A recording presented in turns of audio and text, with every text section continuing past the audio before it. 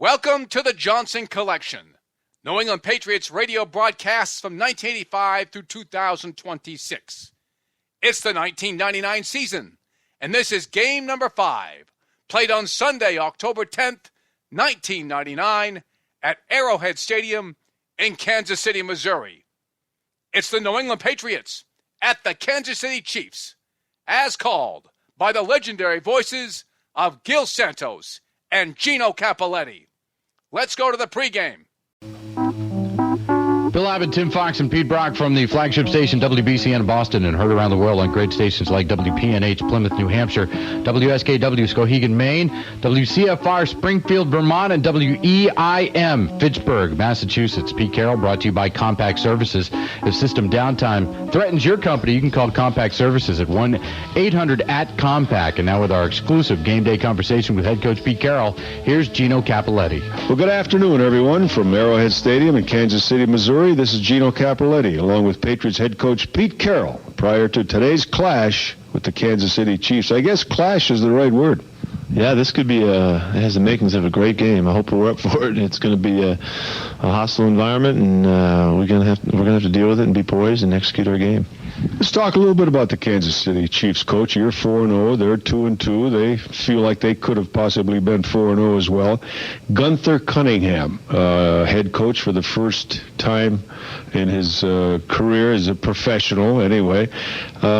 He was part of the staff of Marty Schottenheimer last year. I mean, how much change can there be when an assistant steps up like that? It's pretty much systemized, isn't it? Well, that's up to the assistant. The assistant that's coming up. I know they haven't changed the defense, of course, because that was Gunther's defense. But on the other side of the ball, their emphasis to run the football sure shows up now. And then Marty always wanted to do that as well. But it seems to be the battle cry right now, and they're living with that running game, and they've been very successful with it. So I don't see many changes, though. I guess you could say that they're a real run-oriented team because the Kansas City Chiefs rank 6th in rushing defense, and they're 6th in rushing offense. So, and they also show the proper mix. First 4 games, they've thrown for 131 passes, and they've run 131 times. Tough to beat that kind of mix. Yeah, well, the good thing about their offense is we have a similar number like that, but they've got a lot more yards than we do running the football. They've been very successful running it so far, and so I'm sure that they're feeling very good about themselves and very disappointed that they've lost a couple games here. They've won their 2 games at home, and as they're always so tough there, and their 2 road games that got away from them. But we're really expecting a very difficult game, and I don't think they're going to do anything that's going to surprise us. I think they're going to come out, run the football, and try to play real tough at the line of scrimmage and take it from there. Coach, I got to ask you, they got Elvis Grbac, who was weaned in the 49ers system. Is there a 49er influence with this Kansas City Chief offense? Yeah, there definitely is. When Paul Hackett was here over the years with Marty, he's the head coach at USC right now, but he brought the San Francisco background with him, and there's a lot of 49er offense there in the passing game. It's really the basics of it. It's not all the intricacies of it, but you certainly can see it, and we recognize the routes and the concepts that are the same. So Elvis feels very comfortable with that, and any quarterback wants to run a game, and he certainly has that to go along with it. Well, having been a defensive coordinator and looking at that system quite a bit during your tenure with the 49ers, I would think that maybe you relish going up against it. We got him now, Gino. Well, you would think that would help you, but we couldn't stop our own offense, and I knew everything that was going on when we played San Francisco and we scrimmaged against each other. So that didn't help us as much because they're so tuned to execution, and they take what's there and what you give them, and very much along those lines here with this offense. They're featuring a complement to their run game more down the field, play action passes. They'll try to get the linebackers sucked up and get the ball in behind them, and they do a nice job of that, and that's where Derek Alexander has been doing most of his work in front of the defensive backs and behind the linebackers, and so that's something we have to contend with.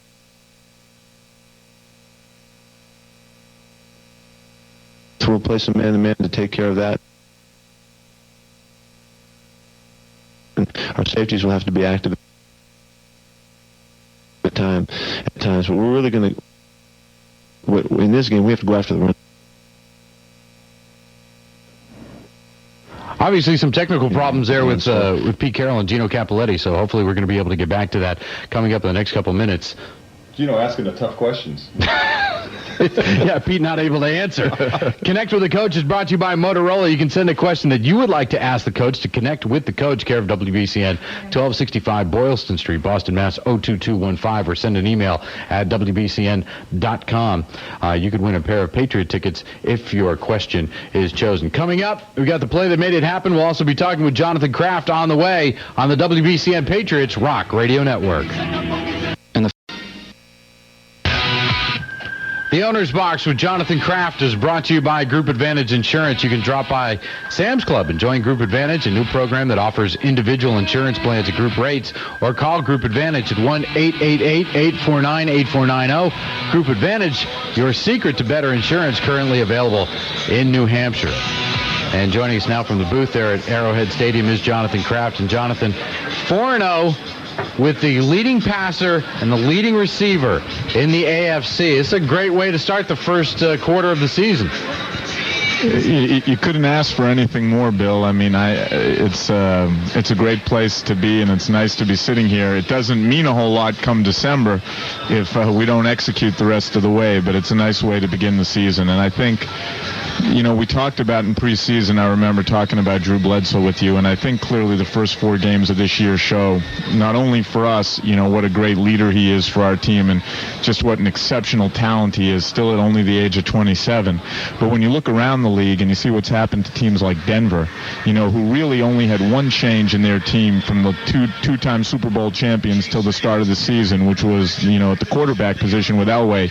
Davis went down last week, Mobley went down after week 2, but they started the season with the exact same team minus the quarterback, and look where they are. And it speaks to the power. And when you look at Atlanta and you look at the Jets and you look at their quarterback situation, that separated championship teams from teams that are really struggling to win. And we're so blessed to have a guy like him here. And I think as long as he's here, I think the media has finally started to write it. We're just going to be in a position to be competitive in every game we play. Well, I couldn't agree with you more. He's really shown and put all of the questions to bed, because he stepped in there and took the leadership role and has been executing better than any quarterback, I think, this year. But that kind of leads me to my next point. The NFL just awarded another expansion franchise. The league's going to kind of realign. But, after a while, isn't there a fear in the NFL that you're going to run out of legitimate resource pool? How do you fill these teams with 50 players and still keep a product on the field worth watching? It is talked about a lot, Peter, and I think that when you look around the league this year and you see some things like Warner in St. Louis and what he's doing, it speaks to how important development leagues are, be it the Arena League or our own league, which is NFL Europe. And more, I think teams are starting to realize the power of sending players to NFL Europe to develop, game experience, seasoning, maturity in a pro-style system, playing against other guys who are of a higher caliber than just college football players. And there was a meeting actually last week in New York. Bobby Greer sits on the committee of NFL Europe, where they talked more and more about how we're going to get more and more young players over there and make it mandatory.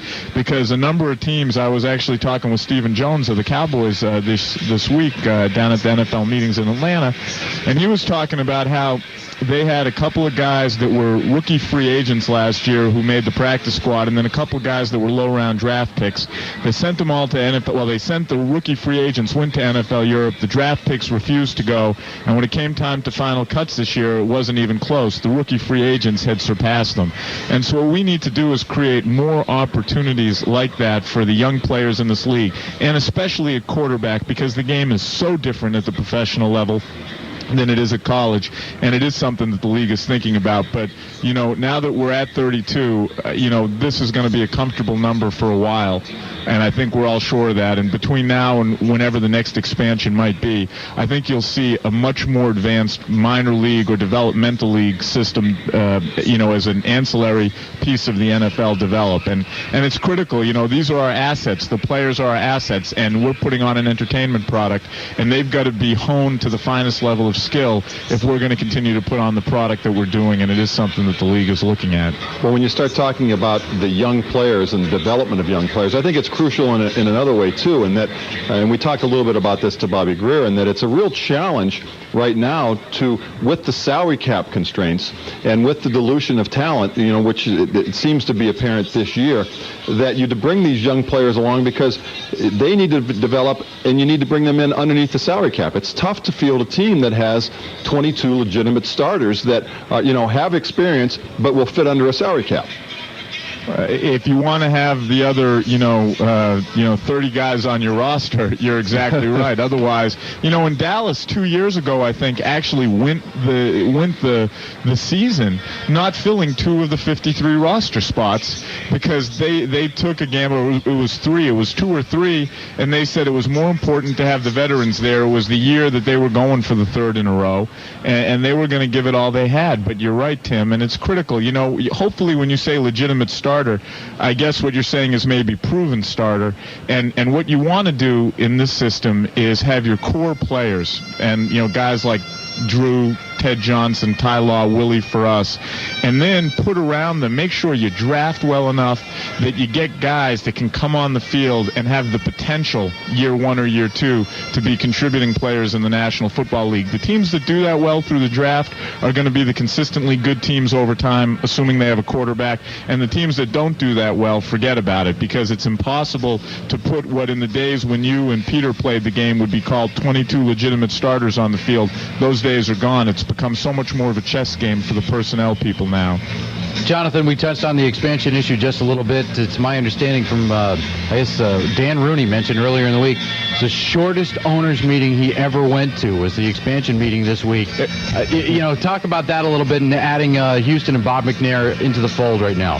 It was great. We were back in our offices by noon from Atlanta to Boston. A little afternoon, but it was great. At the end of the day, Los Angeles hadn't been able to figure out the stadium side of it. Houston had the stadium ready to go. Bob McNair, who's considered to be a first-class guy all along and had stayed patient through this process, was willing to write the check at the number that made the most sense.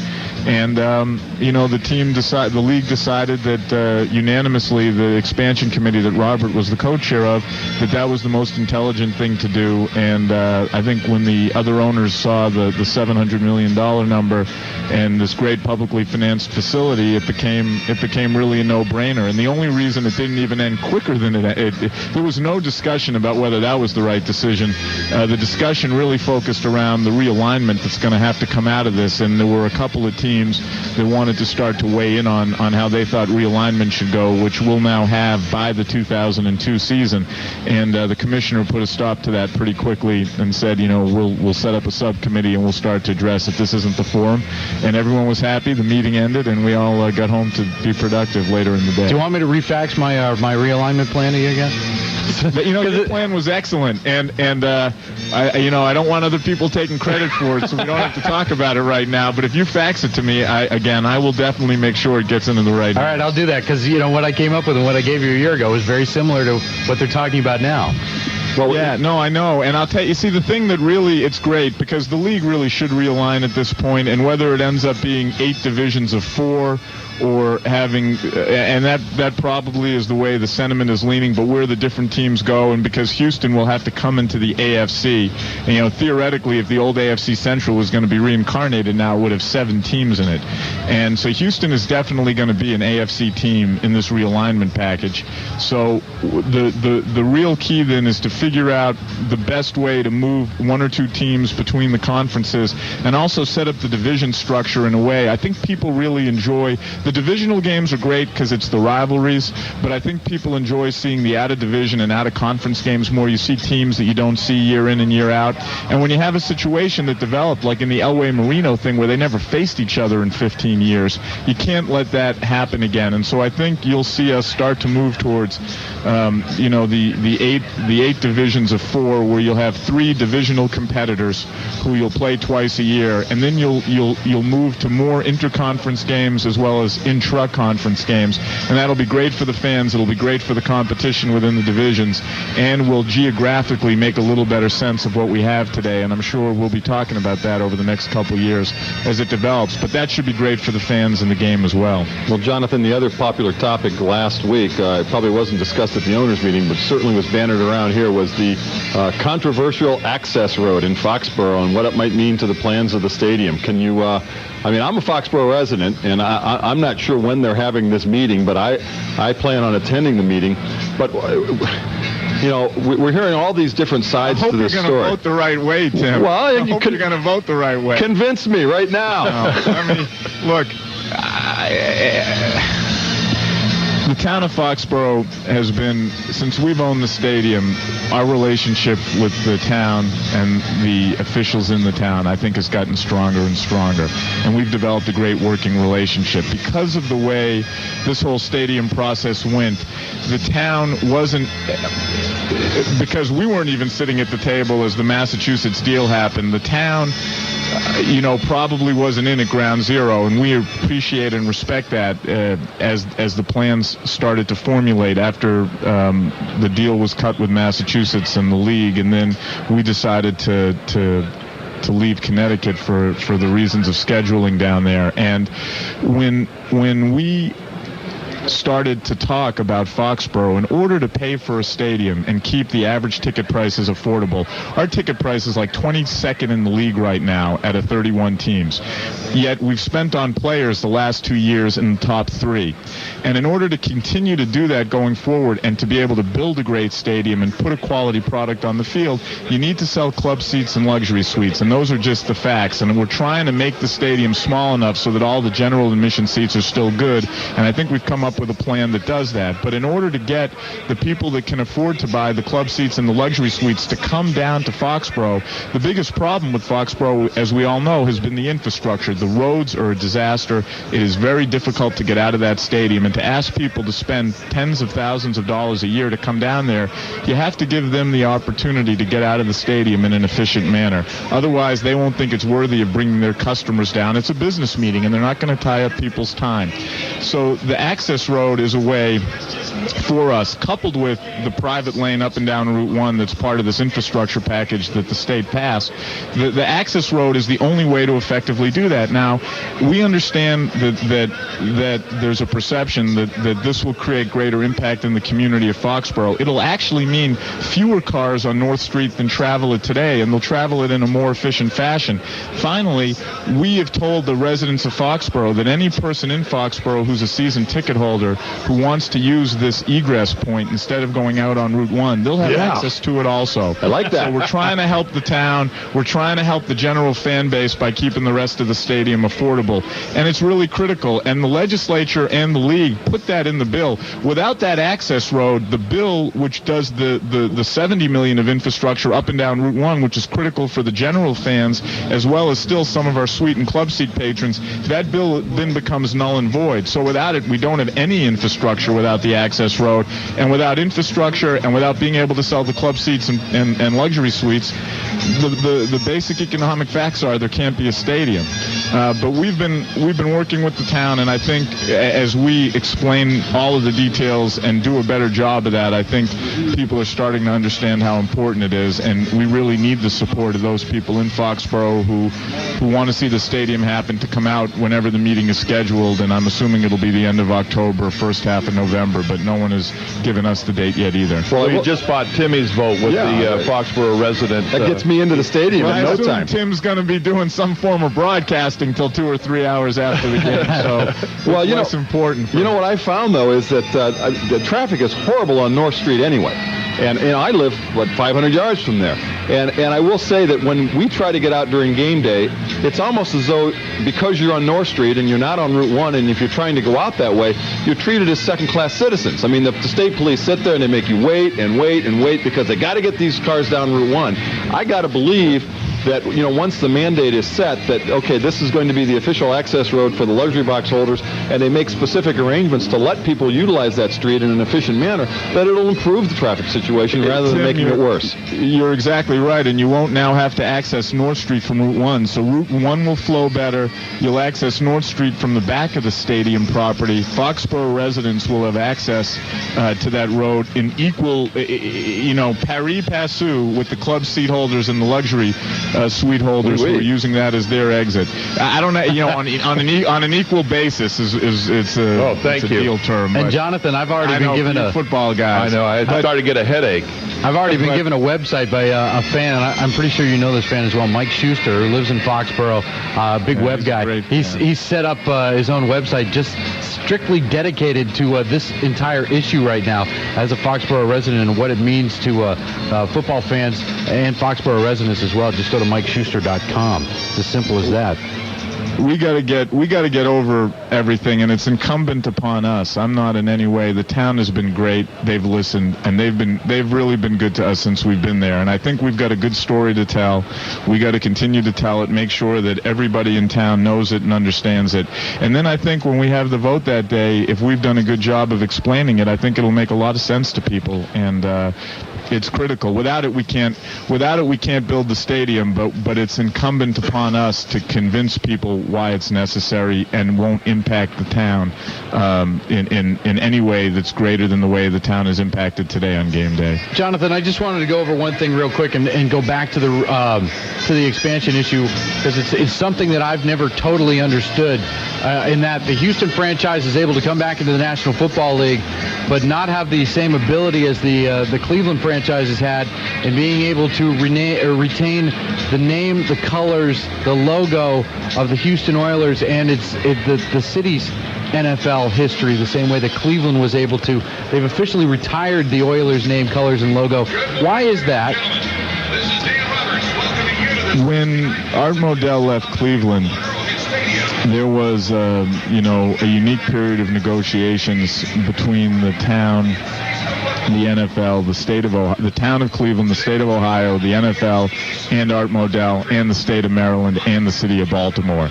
And it was a very intense negotiation because lawsuits were threatened on a bunch of sides, and ownership was very, very split on whether Art Modell should be allowed to make this move. As a part of that, in order to convince the owners that weren't going to vote for it, Art was willing to leave the name, the colors, and the history of Cleveland Browns behind, which was critical to the city of Cleveland if they were going to let the team out of its lease and go without suing and all kinds of crazy stuff. And that's how that situation developed. In the case of Houston, the town basically said to Bud Adams, go, we don't want you, we don't care, we don't need football, we'll do better.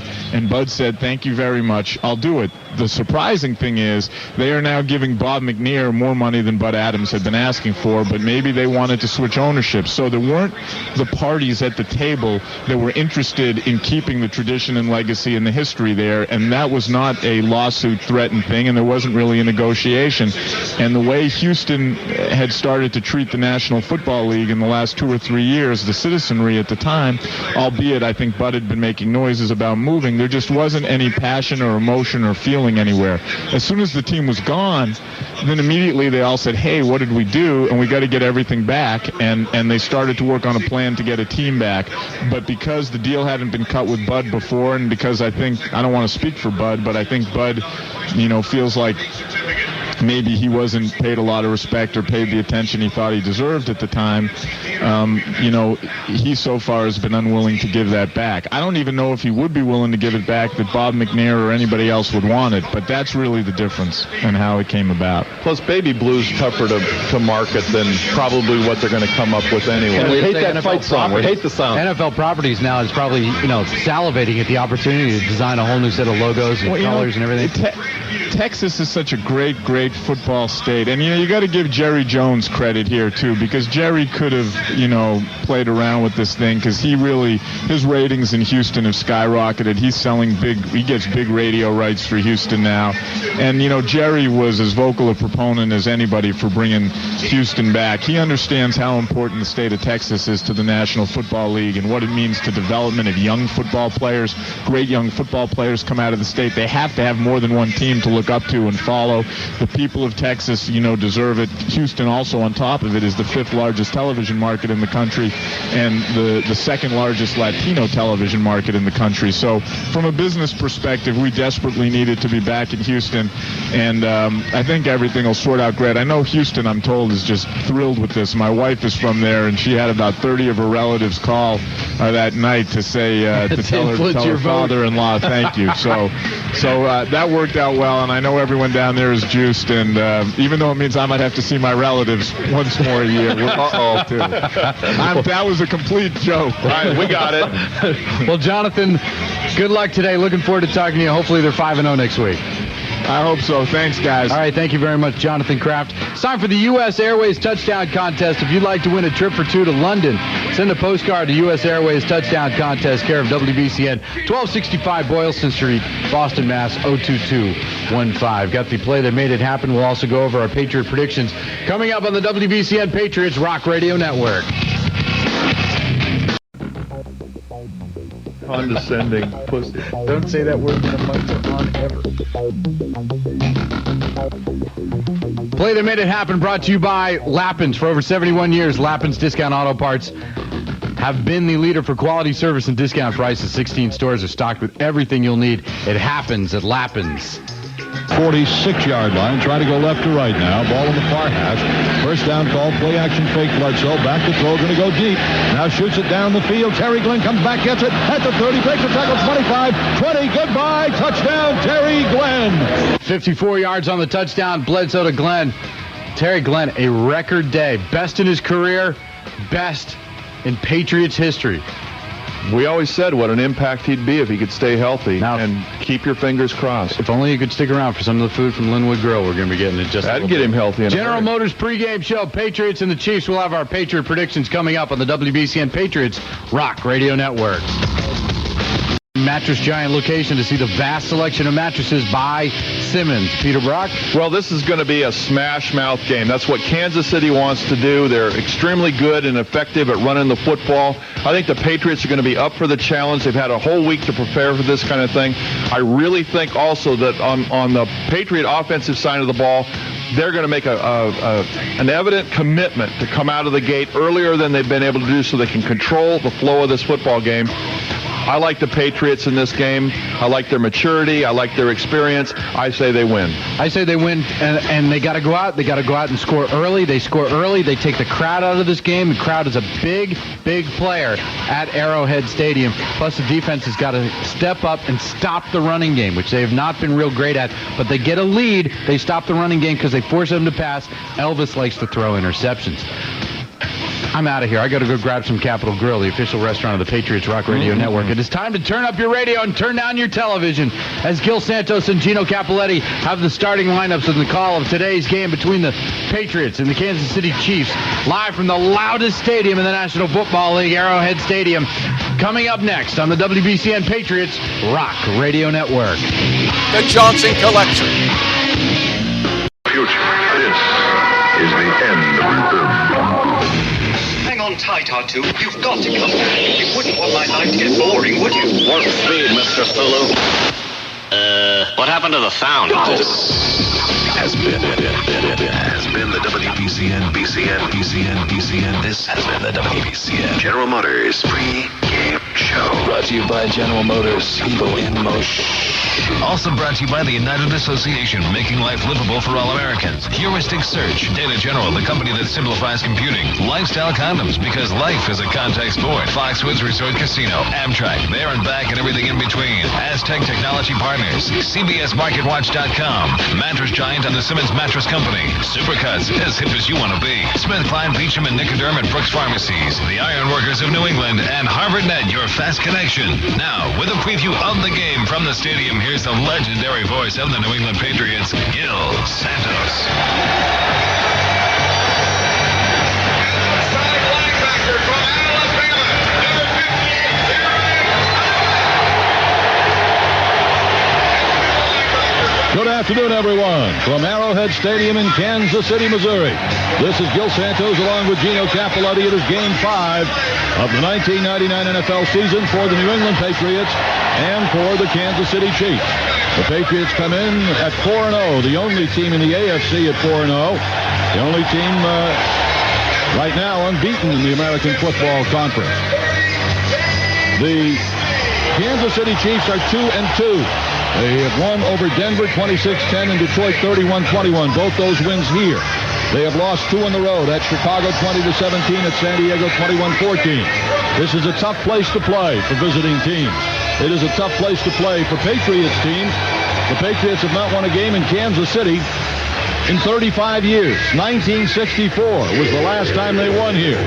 My partner and friend Gino Cappelletti was here that day, not on this field, but in another stadium in Kansas City. You won that one, Gino, in 1964. Been a long time between trips to the well since then, hasn't it? What do you remember about that game? Well, it's kind of difficult to remember all the details, but I know we won the game 31-24. As you just pointed out, there was a small crowd there. I believe Nick Bonacani had a big day. I know he intercepted Len Dawson right at the goal line when Kansas City was moving in to score, and he saved a touchdown there. Ron Hall also had a big day for us defensively, even though the Chiefs were able to put up 24 points. Coming up next, the starting lineups and the kickoff on the WBCN Patriots Rock Radio Network.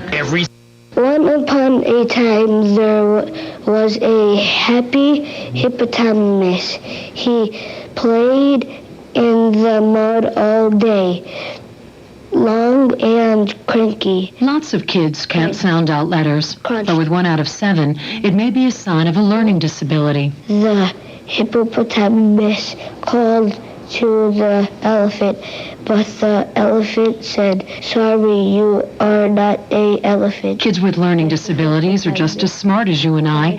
They just process information differently. In fact, with early detection and the right help, most go on to do well in school. The hippopotamus cried and cried. He was heartbroken. Call 1-888-478-MIND, and this children's story can have a happy ending.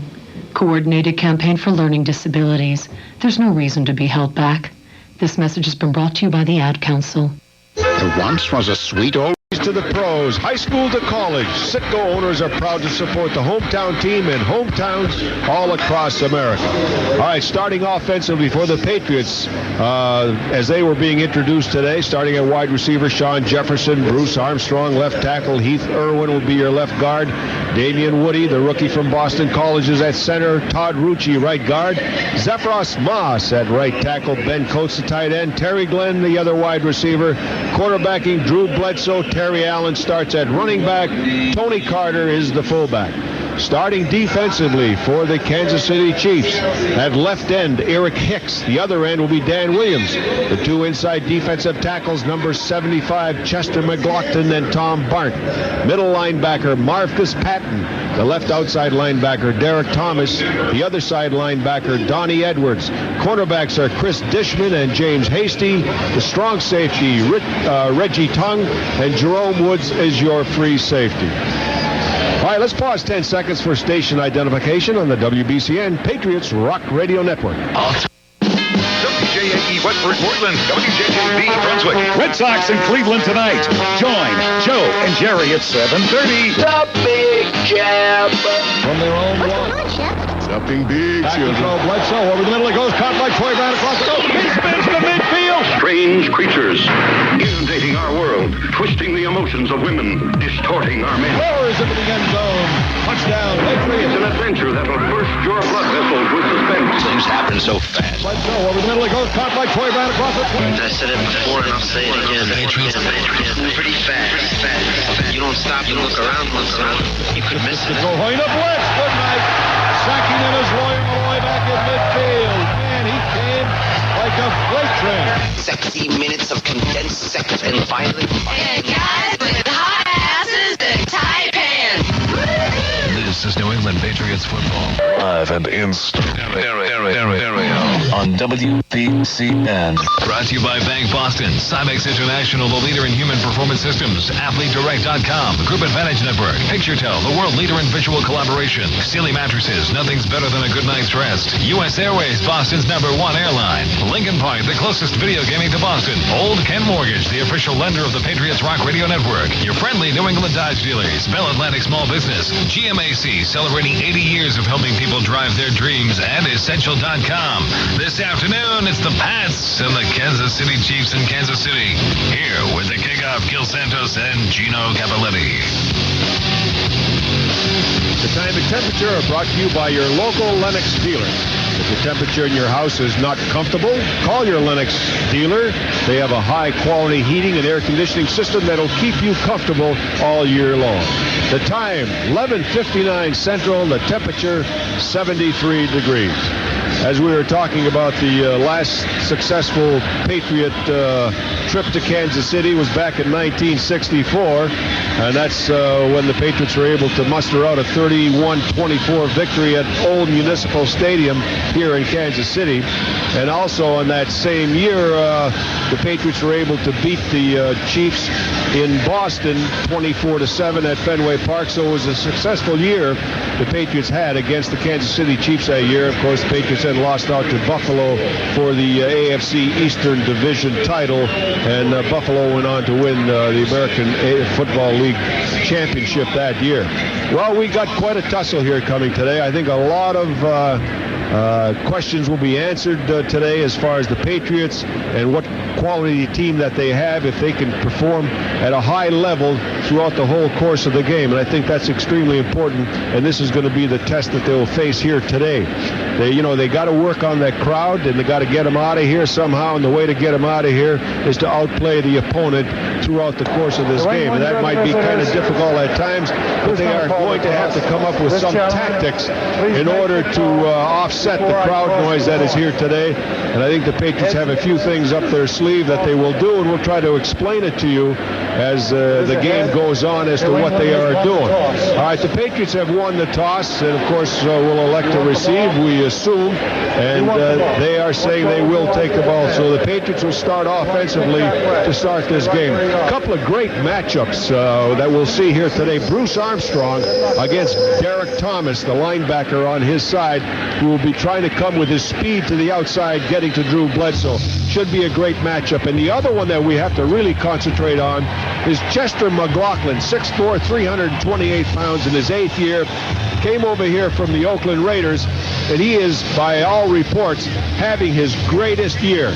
Well, the guy he's going to be working on is a rookie, and it's Damian Woody, so he will have the test of all tests here today going up against Chester McLaughlin. Should be an ideal day because of the temperature and the weather for punting and kicking.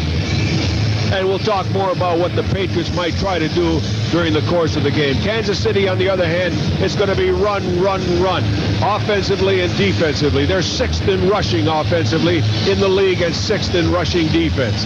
It's a tough place because of the crowd. They have a revenge factor going from last year's debacle that they suffered in Foxborough, getting wiped out 40-10. We'll talk more about that. Getting ready to go. Here to bring you the play-by-play, the voice of the Patriots, Gil Santos. All right, Gino Cappelletti, thank you very much, and a great job as usual. It is a picture-perfect day here in Kansas City today. 73 degrees, as Gino said. Bright blue sky, not a cloud in the sky. We had a Navy skydiving SEAL team in here prior to the game, delivering the flag to the stadium, and quite a performance by those outstanding servicemen, the Navy SEAL team. Kansas City Chiefs in their red jerseys, red helmets, white pants, kicking off right to left. Back deep for the Patriots, far side Lamont Warren. Near side is Troy Brown. The Patriots, white jerseys, silver helmets and pants. Big test with this unbeaten Patriots team this afternoon. Pete Stoyanovich into the ball, kicks it, a flat kick. It is coming down on a bounce and picked up by Troy Brown at the goal line to the middle of the 5-10. To the 15, to the 20-yard line, across the 25, and out to the 27-yard line. Maybe close to the 28 goes Troy Brown, where the Patriot offense will go to work 1st and 10 at their own 28. Patriots averaging 85 yards rushing, 299 passing, averaging 384 yards offense and 24 points a game. The Chiefs defense giving up an average of 82 yards rushing, 187 passing, just 269 total, 18 points a game. The Patriots a +4 in the turnover department, so are the Chiefs. This is the best defense the Patriots will face all season, is what the Patriot coaches were telling us prior to the game. And now before the first play is run off, the officials run in and stop everything. The ball is right on the 28-yard line, near hash mark. Patriots will be trying to go left to right. Natural grass surface here in Kansas City. All right, out of the huddle they come. Shawn Jefferson to the far side left. Terry Glenn to the near side right.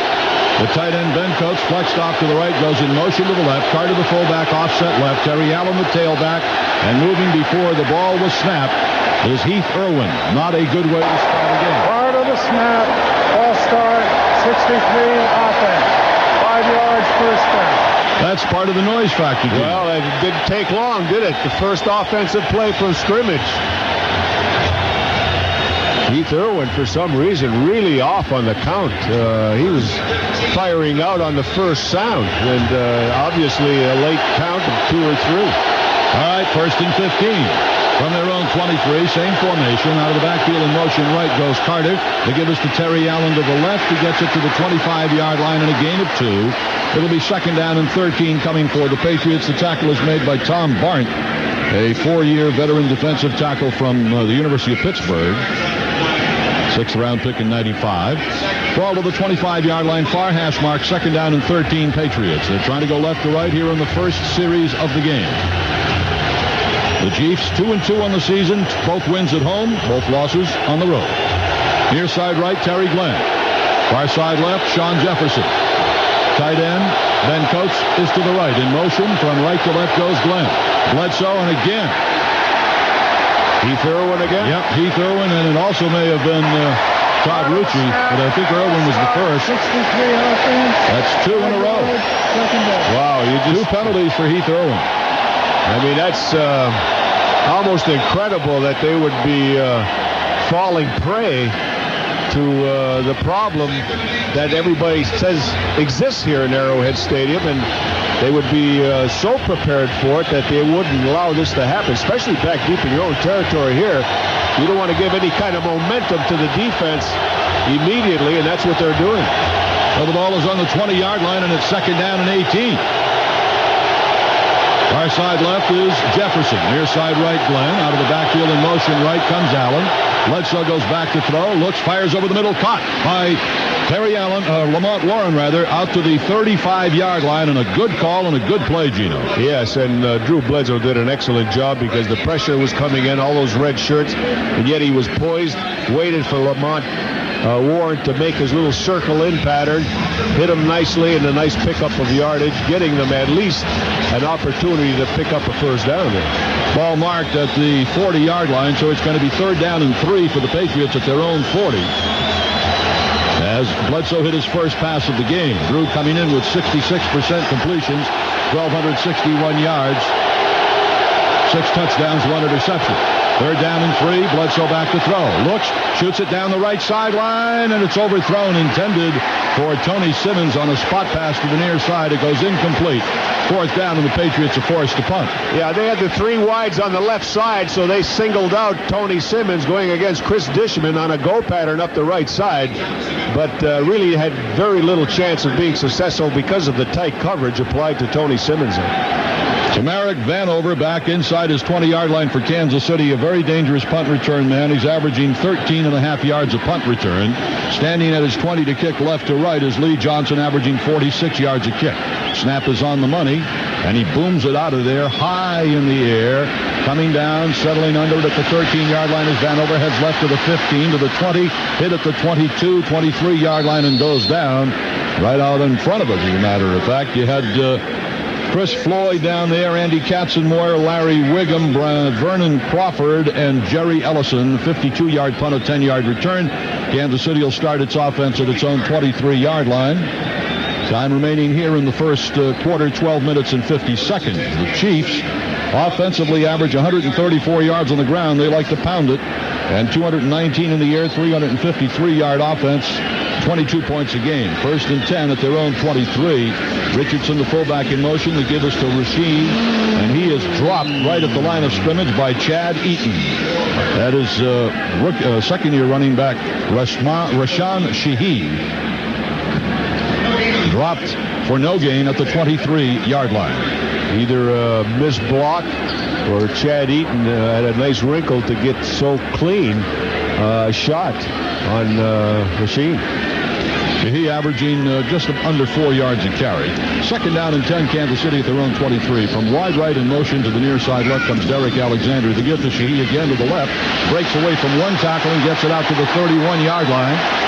Before Lawyer Malloy and Tony Carter bring him down. It'll bring up a 3rd down and 2 for the Chiefs at their own 31. Defensively, the Patriots are allowing 89 yards rushing, 214 passing, 303 total, and 19 points a game. It is a 3rd down for the Chiefs. The ball is marked just across the 31 to the 32-yard line. They have to get to the 33. So it's 3rd and a long one for the Chiefs. Elvis Grbac, the quarterback. Tony Richardson, the fullback. The tailback is Donnell Bennett. They give us to Bennett coming to the right. He's got close to the 1st down, but he's hauled back close to the 33-yard line. It's going to depend where they spot the ball. Yeah, I hope the guy that's on our side marks the ball. We got a chance. The other guy says no. The previous play, Henry Thomas had a shot at getting Sheehy in the backfield, missed him, and that allowed him to go upfield. But we got a very close call here for a 1st down. This is one of those big plays early in the game that can sway things offensively and defensively for the teams. Ball right at the 33-yard line. The chains come from the far side of the field. The chains not completely stretched yet. It can't be. No, it's still not. We got to have a knot in there someplace. Now they got it. By about an inch. Our referee today is Bob McElwee. So Kansas City gets the 1st down, 1st and 10 at their own 33-yard line. Elvis Grbac coming into the game is throwing at 56% completions, 897 yards, 5 touchdowns, 6 interceptions. He is the tailback. The fullback is Richardson in motion to the right. The give to no one. Play action by Grbac. Rolling to the right. Throwing on the run. Open and complete to the tight end Tony Gonzalez across the Patriot 45-yard line. And down inside the 45 to about the 43 goes Gonzalez, who is their best receiver. A 21-yard play. Coming into the ball game, Gonzalez had 16 receptions and 2 touchdowns. Not enough pressure on Elvis Grbac that time, especially when he busted out of the pocket and rolled to the right. He had a clear view of the field, no one in his face. There was no pursuit whatsoever from the Patriot defense. Ball at the Patriot 46, 1st and 10 Chiefs. Richardson, the fullback, offset right. The give comes to Shaheed. Hit in the backfield, spins away from that hit, and then Katzenmoyer wraps him up at the 45-yard line. Willie McGinnis got blocked down and out by Victor Riley, the 334-pounder, and he was complaining to the official when he got up off the ground about something that Riley did. Well, it's a gain of a yard for Shaheed. It'll be 2nd down and 9, Kansas City at the Patriot 45. With that, fullback Tony Richardson comes out. The Chiefs send Alexander to the far side right. Risen is in the right slot. And a double tight end offense for the Chiefs with Bennett, the lone running back. In motion right to left now comes Risen. The give comes to no one. Play action fake. Grbac to the right, throws, and it is incomplete. The pass intended for tight end Lonnie Johnson. So it is a 3rd down and 9 for Kansas City at the Patriot 45-yard line. A bootleg that was executed beautifully and perfectly. The only thing is Elvis Grbac missed the pass. A lot of times a passer on the run will lead the receiver a little too much. You have to throw right at them. I think everyone who has been part of this game knows that, and Grbac making that mistake. So he prevented the Chiefs from picking up a big ground gainer there by that errant pass. 3rd down and 9 for Kansas City at the Patriot 45. Shaheed, the lone running back. From left to right in motion is Joe Horn. The pitch comes to Shaheed, turning wide to the left. He's going to turn the corner at the 40 and be driven down at the 39-yard line, and that's going to be shy of a 1st down. All right, they got a nice crackback block from their wide receiver Joe Horn that time, Gil. And I believe that's what gave the outside a chance. And he took full advantage of it. Joe Horn came down and cracked back on the defensive end. Daniel Pope comes in to punt for Kansas City. Last year at Foxborough, Gino, the Chiefs went on 4th and short yardage early in the game. You remember the Patriots stopped them, and then the route was on. It was a big part of the early stages of the game that enabled the Patriots to get rolling. Kevin Falk is back at the 10-yard line to take the punt from Daniel Pope, who's averaging 44 yards a punt. He'll be kicking from right to left. Handles the snap, and it's a poor kick. He shanks it off the side of his foot. It bounces down and out of bounds somewhere inside the 20-yard line. I mean, he pinned the Patriots inside the 20, yes, but not a good punt by Pope. Big break for the Patriots. 23-yard punt. Timeout on the field, but the game scoreless on the WBCN Patriots Rock Radio Network. You'd like to win a trip or two to London? Send a postcard to U.S. Airways Touchdown Contest here at WBCN, 1265 Boylston Street, Boston, Mass. 02215. First and 10 Patriots. They come out in a shotgun formation in an empty backfield for Bledsoe. 5 receivers out. First and 10 at their own 16-yard line. Direct snap to Bledsoe, and people jumped at the line of scrimmage. Prior to the snap, ball start, 68, offense. Well, that's the third penalty against the Patriots for a false start in this game. That was Max Lane. So they make a bad situation worse. Instead of first down at their own 16, now it's first down at their own 11. And look who we replaced. Heath Irwin, who got those 2 errors in that first series, which was a very unimpressive series. Patriots starting slowly once again at this point. Again, 3 wide receivers to the near side right, 2 to the far side left. Bledsoe in an empty backfield out of a shotgun. Takes the snap, fires. It was incomplete. He got hit just as he got rid of the ball by Eric Hicks as the Chiefs came flying across the line of scrimmage. Derek Thomas, I believe, Gil, the linebacker. Yeah, he just came in cleanly and right on top of Drew Bledsoe from the shotgun formation. So right now, you'd have to say that the Chiefs got the Patriots playing right into their hand. For some reason, they're able to really confuse the Patriots with their defensive tactics. All right. Floyd is the fullback. The tailback is Terry Allen. 2nd and 15. They give us to Allen to the right side. He runs into traffic. Muscles out maybe a yard or 2 to the 12 or 13. The Chiefs are claiming a fumble. And the officials are not. Terry Allen stopped by Eric Hicks of the Chiefs at they mark it at the 18-yard, the 13-yard line.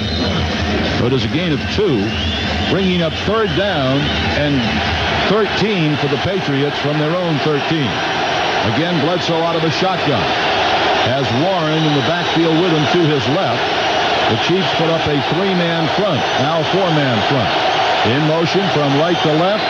The ball is snapped to Bledsoe. He falls on it in the end zone as he was working out of a shotgun formation. Prior to the snap, ball start. Boy, oh boy. I tell you what, the Kansas City Chiefs, they're bolting on every kind of move that the Patriots offensive lineman might make. I mean, that was barely a move. I don't know who it was. I didn't hear the official. Well, Derek Thomas went flying in there, so it'd have to be on his side. Someone like Zephyrus Moss or Todd Rucci on that side, because Derek Thomas flip-flops. He goes either side. 3rd down and 17 from their own 9. And the noise here in Arrowhead certainly affecting the Patriots in these first 2 drives. Or first 2 possessions, we'll say. Coates is in the backfield with Warren. The direct snap to Bledsoe. Goes back to throw. Steps up, rolls to the right, is hit. Fumbles the ball. Going to be picked up by the Chiefs. Down inside the 5. They fumble it again. And now they recover it at their own, at the Patriots' 6-yard line. Derek Thomas. He's having a big day already. Came from behind, and he saw Drew Bledsoe trying to get out from under the rush, and he just clobbered him with his right arm in front like you're supposed to do, forcing a fumble, and the Chiefs make a big, big turnover in a key situation. So the sack on Bledsoe and the fumble as he tried to scramble out of trouble, and the Patriots are in a huge hole right now. First and goal to go, Kansas City at the Patriots 7-yard line. The first guy trying to recover the fumble was McLaughlin, and he kicked it around. And then finally, the Chiefs recovered it at the 7-yard line. Fortunately, the ball bounced forward. Had it bounced backwards into the end zone, the Chiefs would have had an easy touchdown. So, this is starting out like a disaster so far. First and goal to go, Kansas City at the Patriots 7. Grbac has Donnell Bennett as his lone running back. The tight end flexed left. Now in motion to the right is Tony Gonzalez on first down. The give comes to Donnell Bennett. He is going to be hit and brought down at about the 6-yard line. And a whole bunch of folks in on the tackle. The first man there was Chad Eaton. Chris Slade, rather, 53, and then Eaton finished him off. Then he had help from Teddy Bruschi. A gain of 1 yard. It'll be second down and goal to go, Kansas City at the Patriots 6-yard line. All this coming about because of Patriot mistakes. 4 penalties against the offensive line for moving before the ball was snapped here in the first 2 series. Yeah, the Chiefs didn't put them in the hole. They dug their own hole. Yeah. Out of the backfield in motion right is Sheehy on second and goal. The give comes to Tony Richardson, and he is going to be brought down at the 4-yard line. And flags are all over. This time it's against the Chiefs. False start. 88 offense. Boy, I'll tell you, this 5 is yards. very sloppy play for this time of the season. Well, certainly the Chiefs have no excuse of crowd noise. No, but I'm just saying it's the line of scrimmage is very sloppy. So move the football back to the 11-yard line, where it'll be second down and goal to go for Kansas City at the Patriot 11. They cannot get a first down. They have to score a touchdown. Chiefs break out with Lockett to the far side right. Alexander in the right slot. He's dangerous. Donnell Bennett, the lone running back, second down and goal to go at the Patriot 11-yard line. From the slot in motion left, comes rising. Back to throw is Grbac, looking, has time. Flares it to the right to Donnell Bennett, and he is surrounded and dropped inside the 10 at the 7-yard line. Willie McGinnis and Teddy Bruschi making the tackle on Bennett. And it'll be a third down. Well, wherever... Actually, no, it's not. They lost a yard to the 12. I'm sorry. I had it inside the 10. It was at the 12. They've got that crazy yellow line that marks off the soccer box. Very confusing. They should cover that up for football. Well, Grbac obviously couldn't go where he wanted to go because of the good coverage, and then he threw the swing pass. This would be a monumental victory for the Patriots if they force him to a field goal only. Third down and goal at the Patriot 12. Grbac back to throw. Fires over the middle. It is caught and dropped right at the 5-yard line. Lawyer Malloy making the tackle on wide receiver Kevin Lockett, and they stopped them on the first 3 downs, and the Chiefs are forced to go for a field goal attempt. I got to believe good defense. Huge victory for, well, it was inept offense too, Gil. They just, they didn't perform well offensively. Grbac looked like he was a little confused, electing to throw to the outside. They wanted to run the football, couldn't move anybody, so a combination of good defense and ineffective offense. The Chief fans are giving them their opinion as well. 22-yard field goal attempt for Pete Stoyanovich from the far hash mark. The angle is to the left. The snap there. The ball is down. The kick is up. And the kick is good.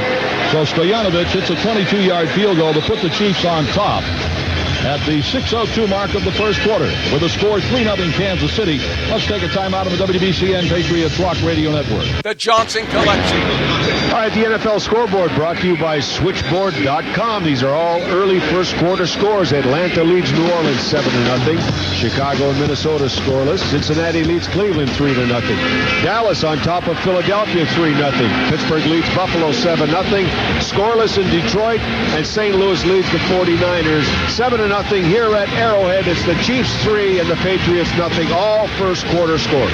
Stoyanovich kicking off from right to left. Back deep for the Patriots. It's Kevin Falk to the far side and Lamont Warren to the near side. As the Chiefs have this 3-0 lead, thanks to Patriots fumble after some inept play on the offensive line where they drove themselves deeper in their own territory with procedure penalties. So what they need is a decent return to get some workable field position. Stoyanovich to kick it off right to left. It is away, end over end, and returnable. Coming down at the 5 to Kevin Falk. Up the left side of the 10. Hits to the middle of the 15. Whoa, to the 20-yard line and cut down there. Maybe to the 22. Nice tackle covering by Tony Richardson and Juan Bolden. Timeout on the field with a score 3-0 Kansas City in the WBCN Patriots Rock Radio Network.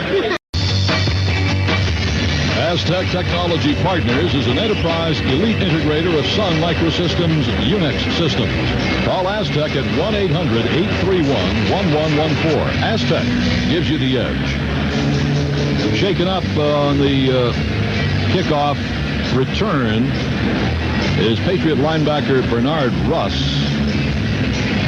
And they're working with him on the field right now at the 25-yard line. He just got up.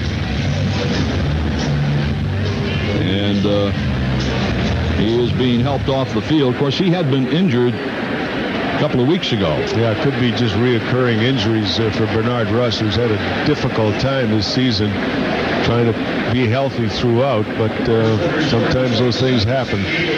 Anyway, Patriots really have to get untracked offensively. I mean, they're just making huge mistakes. The crowd noise has not reached the decibels that we know they can reach yet either. Yeah. So, I mean, this is a problem, but I got to feel like they're going to come out with a little more spunk right now, go on a quick count and get things moving. All right, Carr to the fullback, offset left. Allen is the tailback, 1st and 10. Bledsoe on the handoff to Terry Allen. Comes to the middle of the field and gets to the 24-yard line in a gain of 2.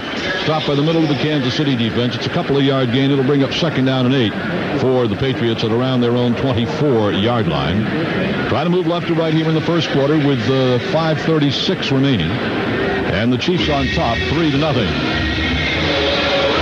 And the obligatory "We Will Rock You" is now floating through the stands. Glenn to the near side right, Jefferson to the far side left. Straight I formation. Carter and Allen in the backfield in motion. Right to left goes Terry Glenn. Pitch comes to Terry Allen, and the Patriots had movement on the offensive line again. Guess who it was? And it was Heath Irwin for the third time. 63. Ball start, 63, offense. 5 yards, 2nd down. Wow. Now he was replaced by Max Lane on the last series. Right. And they brought him back in. Now Irwin comes back in and commits his 3rd illegal procedure penalty. That's 5 against the Patriots here in the first quarter. Boy, I tell you, it's surprising. It really is that the self-discipline and poise that is necessary is not there at this point. 2nd down and 13. From their own 19, Bledsoe, quick drop. It's a screen. It is complete on the right side to Terry Allen across the 25, 30, and across the 30-yard line, out close to a 1st down, near the 32, 33-yard line. Good job there by Bledsoe to read what he read and then get the ball quickly to Terry Allen on the screen pass. The best part of that play, Gil, was the call. Excellent call because of the rush that they're getting from the Chiefs. And the Chiefs didn't recognize that they were being let through that time. And before you know it, it was wide open on the right with all the rushing team on top of Bledsoe. 1st and 10, Patriots at their own 33. Glenn to the far side left, Jefferson to the near side right. Allen the lone setback in a double tight end offense. Coates left and Rutledge right. Bledsoe calling signals. The give comes to no one. Play action fake by Bledsoe.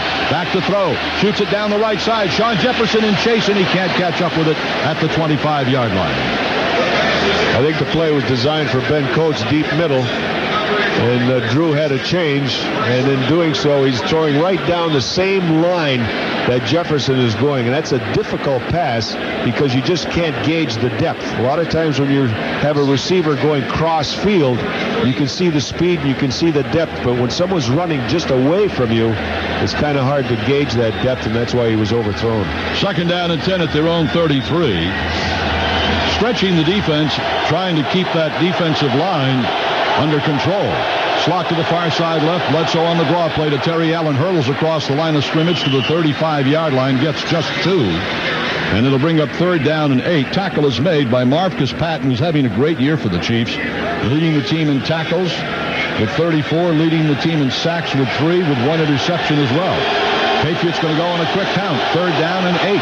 Bledsoe drops straight back to throw. Looks over the middle. It goes complete to Allen across the 45-50. 45 of Kansas City. On his feet down to the 42-yard line goes Terry Allen. And a 1st down, Patriots, on a good call, Gino. Oh, boy, I'll tell you, these are the things you got to do. You got to take the crowd out. You got to let the defense not get set, see who the matchups are, and that quick count just worked beautifully. Terry Allen, outstanding receiver. Boy, I'll tell you, he's still a great runner. Yes, he is. First down, Patriots at the Chiefs' 42-yard line. On the far hash mark, time remaining 3:33 and the clock running in the first quarter. Glenn to the far side left, Jefferson to the near side right. Floyd is the fullback. Warren is the tailback in the eye. In motion from right to left goes Jefferson to give us to Lamont Warren, trying to find some running room up the middle and gets 2 yards to the 40, maybe to the 39, depending on where they're going to place the ball. And they will mark it at the 40-yard line, so it's a gain of 2, second down and 8. Chiefs very tough defensively against the run, allowing teams only 82 yards rushing a game. Yeah, very active linebackers. They can get depth on passing, and they really know how to plug holes. Don Edwards that time really filled it beautifully to knock Warren down. Second down and 8 for the Patriots at the Chiefs' 40. In motion comes Rod Rutledge. The pitch comes to Kevin Falk. The end around is fumbled, but Terry Glenn falls on it at the 49-yard line. They try to run a reverse and an end around with Falk to Glenn, but the exchange between the two, and the ball bounced loose, and the ball is back to the 49-yard line of the Chiefs.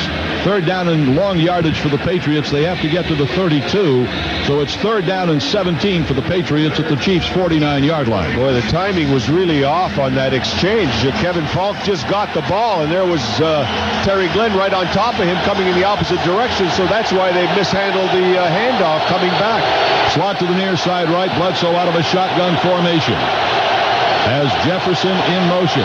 The snap to Bledsoe. He has time. He looks. He fires deep down the field. Terry Glenn has it, and he goes in. Touchdown. Drew Bledsoe to Terry Glenn.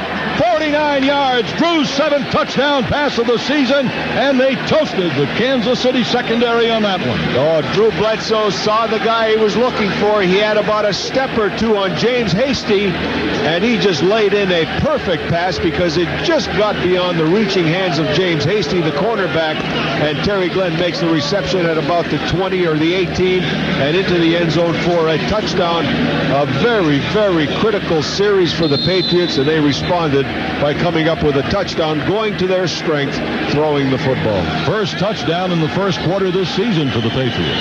Adam Vinatieri's extra point attempt is up and good, 107 straight for Adam, and the Patriots have grabbed the lead on a really tough drive. With a score, the Patriots 7, Kansas City 3. Let's take a timeout on the WBCN Patriots Rock Radio Network. Bagel Toss. To win great prizes, send a postcard to Dunkin' Donuts Bagel Toss here at WBCN, 1265 Boylston Street, Boston, Mass. 02215. 78-yard drive and 8 plays. Bledsoe's 7th touchdown pass of the season. Terry Glenn's 2nd touchdown reception of the season.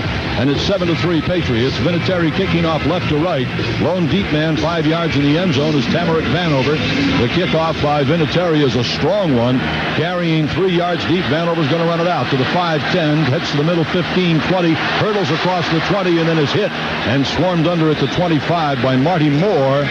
Down making the tackle along with Kato Sawanga for the Patriots. Timeout on the field with the score. The Patriots 7 and the Chiefs 3 on the WBCN Patriots Rock Radio Network. A couple of Patriot injuries. Bernard Russ, a right knee injury, return unknown. Troy Brown, left ankle injury. His return is probable. 1st and 10 for the Chiefs at their own 25. Richardson, the fullback. Sheehy, the tailback, to give us to Rashawn Sheehy. Breaks across the tackle, gets across the 35, and out to the 37-yard line. He broke an arm tackle right at the line of scrimmage and gets it to the 37 and a 12-yard gain for Sheehy, who is a 5'10", 210-pounder, University of Washington. In his second year with the Chiefs was a 3rd-round pick in 98. Ball marked across the 37-yard line where it's 1st and 10 Chiefs.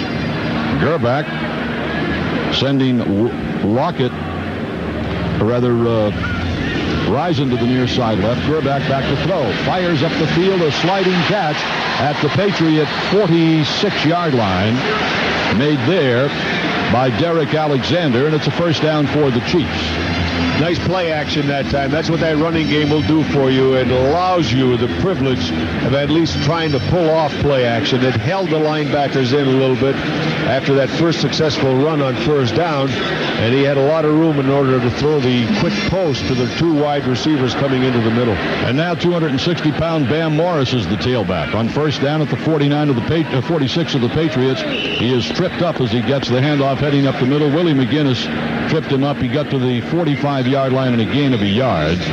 Maybe to the 44. Now they're going to mark it at the 45, exactly. So it's a gain of 1 for Bam Morris, who came into the game as the Chiefs' the third leading rusher, with 48 yards rushing and 18 carries. He's 260 pounds. He stays in the ball game. Richardson, the fullback, is 235. So the fullback is smaller than the tailback. 2nd and 9, Kansas City. Play action fake. Grbac. Here's a blitz. Gets rid of the ball long and deep and overthrows his intended receiver down the right sideline by a mile. And that intended receiver was Derek Alexander. That's the end of the first quarter with a score. The Patriots 7, the Chiefs 3. Let's take a timeout on the WBCN Patriots Rock Radio Network. Computer Associates is the world's largest developer and publisher of business software. Explore them online at cai.com. Computer Associates, software superior by design.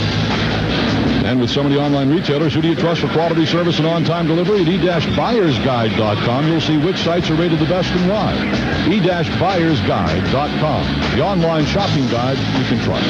First quarter stats: Patriots 10 yards rushing, 101 yards passing, 111 yards offense. The Chiefs 31 rushing, 44 passing, 75 yards offense. The most important statistic: 7-3 Patriots.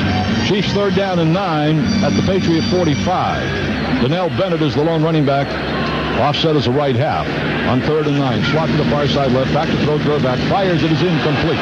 4th down. Chiefs force the punt. Quick slant that time. And intended for Lockett. Had Carter and Law both there, Gino. Yeah, no, it was just a quick slant trying to get that first down, but the coverage was so tight. Carter and Ty Law right there to break it up. And the Chiefs unsuccessful converting a 3rd down, one of the big 3rd downs that take place early stages of the game. At the 40-yard line, punting left to right, is Daniel Pope. Back at the 10-yard line for the Patriots is Kevin Falk. Awaiting the snap, and it's there. On the money, they come hard. And he gets the punt high in the air, and we're going to get a flag. We're going to get a flag for roughing the kicker or running into the kicker. Running into the kicker. Rutledge. What a stupid thing. Not a smart penalty. I don't know if it's going to change the call of the Kansas City Chiefs, but it gives them the ball at the 40-yard line. It could be 4th and 4 would be their choice instead of 4th and 9. If it's running into the football, running into the kicker, which I think will be the call, rather than roughing, which would be a 15-yard penalty. We're waiting for the officials to sort this thing out. The ball went into the end zone, and it would be out to the 20-yard line. Oh, my goodness. They're refusing it. They're refusing the penalty? Yeah. Running into the kicker, number 83 defense. That is not an automatic first down penalty. The penalty has been declined. First down. Wow. So rather than try to pin them inside the 20, they turn it down. That's a stunning choice. I don't buy that. All right, timeout on the field. We'll take it. Timeout on the field with a score 7-3 Patriots in the WBCN Patriots Rock Radio Network. Period scores. Atlanta leads New Orleans 7-3.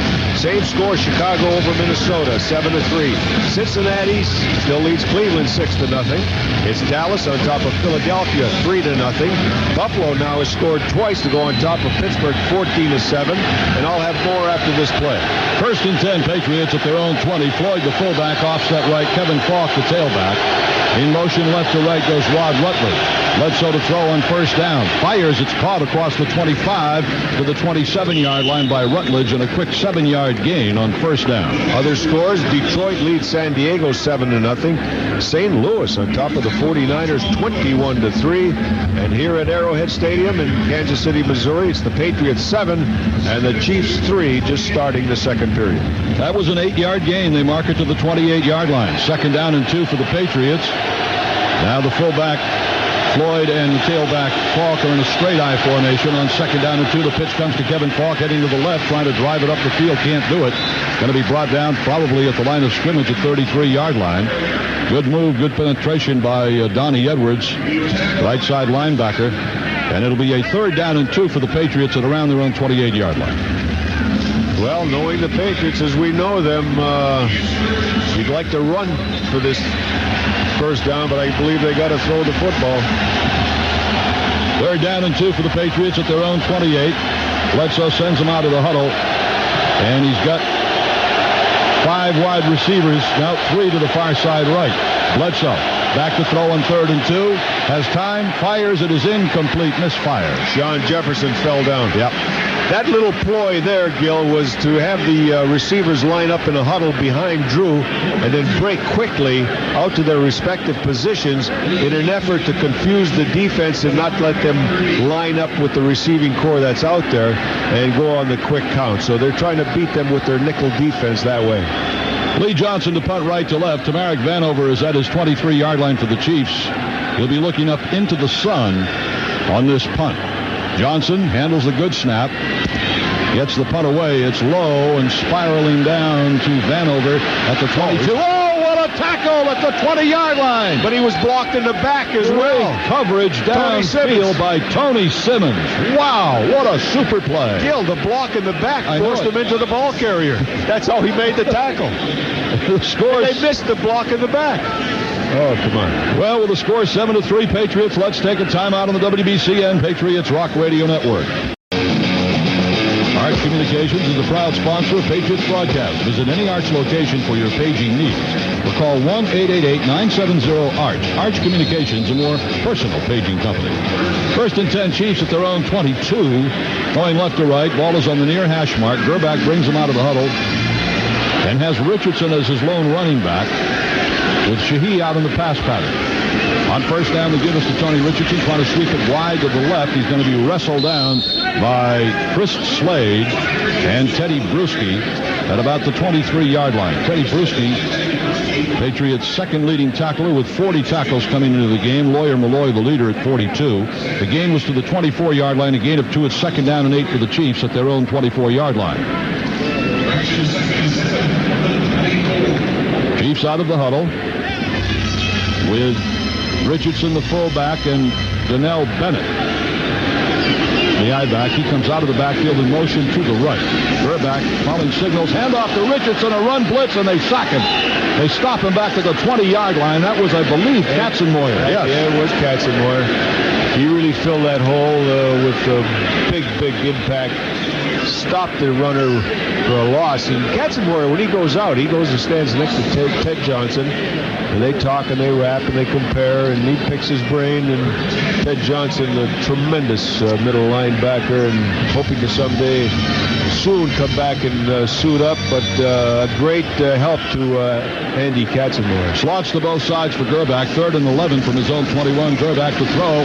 Floats it to the near side right. It could be picked off. No, it's incomplete. He goes through the hands, actually, of Joe Horn. Instant replay is back in the NFL. Each of today's instant replays will be brought to you by Polaroid. Polaroid, see what develops. So good defense being played so far by the Patriots against Kansas City, forcing them to punt once again. This is either the 3rd or 4th punt of the game for Pope, as he stands at his 5-yard line, his 3rd. Kevin Falk back at the 32 for the Patriots. Pope will be punting left to right. 12:04 to go first half. Pats leading 7-3. Pope awaiting the snap at his 6-yard line. It's on the money, and he gets the kick away, and it's a low one. It may have been blocked. Kevin Falk picks it up on a bounce at the 45 and is driven down, but we had 2 flags back there. Yeah. And I want to know what they're for. Wiggum got a hand on it. Holding against Kansas City. And Wiggum was about to get to the punter, and the fullback blocking to the outside was holding Wiggum coming in there. All right, Gino, it's at the 41-yard line of the Patriots. The Chiefs have been penalized for holding. Do you make them kick it again with field position like this at your own 41, or do you decline it? Well, he misfired on that punt, and he misfired on his his first punt. He may be having a tough day. And the field position is pretty darn good right now. So I guess Bob McElwee answered that question for us. The Patriots decline the penalty. They'll have the football at their own 41. Time out on the field with the score 7-3 Patriots on the WBCN Patriots Rock Radio Network. How about that? You're an ambitious, top-performing technical professional. It's time to get connected with Nokia's R&D Center in Burlington, Mass. Check out technical opportunities at www.nokia.com. First and 10, Patriots, their own 41. Carter, the fullback, in motion left to right. Ellison, the running back. Bledsoe to throw on first down. Fires the strike. It is picked off. Intercepted at the 45-yard line. Kansas City linebacker coming back to the 40-yard line is middle linebacker Marcus Patton, Johnny Edwards rather, and he's tackled at the 33-yard line. So Bledsoe throws his second interception of the season, and the turnover puts the Chiefs in great field position at the Patriot 33-yard line. Yeah, and when I thought the Patriots were starting to pick up a little momentum and a little more confidence in what they were doing and what they were able to do, and a big turnover, and it could be a costly one coming at a very inopportune time, as you pointed out, Gil, putting the Chiefs in such great field position following the interception. Last time the Patriots turned the ball over was a fumble that Kansas City recovered at the Patriots 6, but they couldn't punch it in. The 3 other times they've had the ball, they had to punt. This time they've got it first and 10 at the Patriots 33. Alexander to the far side left for Kansas City. Rise into the near side right. In motion out of the left slot to the right comes Gonzalez, and flags go down. Yep, we've got movement on the offensive line of the Chiefs. Right on snap. False start. 65. Offense. Boy, they're helping out the Patriots with their inept offensive play right now. That's Jeff Smith, who is in at a guard spot. Dave Zott, been a Kansas City Chief for quite some time. Started the game, but he's got some injury problems. So it's first and 15 for Kansas City at the Patriot 38. To the near side right comes Derek Alexander. Andre Rison to the far side left. Tony Gonzalez is in the near side slot. One lone running back, and that's Donnell Bennett. Gonzalez in motion from right to left. Grbac drops straight back to throw. Here's a rush. It's a screen. It is complete. Oh, what a play by Katzenmoyer. Drops him back at the 41-yard line. No, was Teddy Bruschi. I'm sorry. Oh, yeah. It was Katzenmoyer. Yeah. Bruschi was up pumping his fist. But it sure looked like Katzenmoyer right away. What a great play by Katzenmoyer. I tell you what, the Chiefs showed that screen right away. And you got to disguise it. You got to be patient and, show it at the last minute. But they showed it right away. And I saw the Patriots defense just react to the screen. It's a loss of 3, second down and 18, Kansas City at the Patriot 41. Bennett the lone setback. In motion again, right to left goes Gonzalez.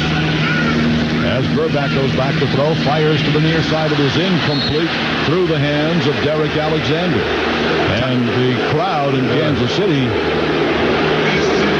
coming down on their Chiefs. We mentioned it early, the Chiefs offense really sputtering and really helping out the Patriots because of their ineffective play at this point. They're just, the timing is off. That pass right there, it was because of timing. The receiver really didn't make his break to the outside, yet the ball was in. Third down and 18 for Kansas City. They're 1 of 4 in third down conversions. Slot to the far side left for Grbac on 3rd and 18. Grbac straight back to throw. Steps. Now he's going to be hit. Gets rid of the ball. It is caught. Sliding to the ground is Andre Rison. He goes out of bounds at the 35-yard line. Oh, McGinnis had him in his gun sights, and he just eluded him at the last second. I tell you what, if the Chiefs don't go for it here, this is a very, very conservative fourth down at the offense. 35. I mean, at the 35. If the ball goes out of bounds, they're going to gain 15 yards. I mean, out of the end zone. So Daniel Pope will punt for the 4th time in the game. He stands at midfield, punting from left to right. He's a right-footed punter. And at the 10-yard line is Kevin Falk for the Patriots. The last time Pope tried to knock one out inside the 20, he really shanked it. Let's see what he does this time. Gets the kick high in the air. This is a good punt. It's going to go out of bounds, but not all that 19. great. Yeah, it's up around the 18 or 19-yard line. Oh, boy. They didn't gain that much field position. So let's see where it's marked. Wow, it's marked, Gino, at the 21-yard line. See that? That's even worse. All right, the score remains 14-yard punt. Worse for them. Good for us. Good for us. Score 7-3. Patriots. Let's take a timeout on the WBCN Patriots Rock Radio Network. Patriots 1st and 10 at their own 21. Bledsoe has Floyd, the fullback. Lamont Warren, the tailback, in the eye. Warren out of the backfield in motion to the right. Bledsoe on first down. The give is to Chris Floyd to the right side, and he is going to be driven back from the 22. Maybe got a yard out of that, and that was it. Kansas City very tough against the run.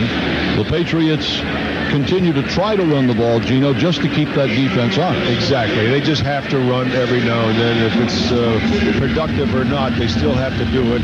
And Kansas City, you got to give it to them. They're ranked 6th in the NFL against the rushing defense, so you know that's one of their strong points. But they know where their weaknesses are. 2nd down and 9, Patriots at their own 22. From wide right in motion left comes Jefferson. Bledsoe.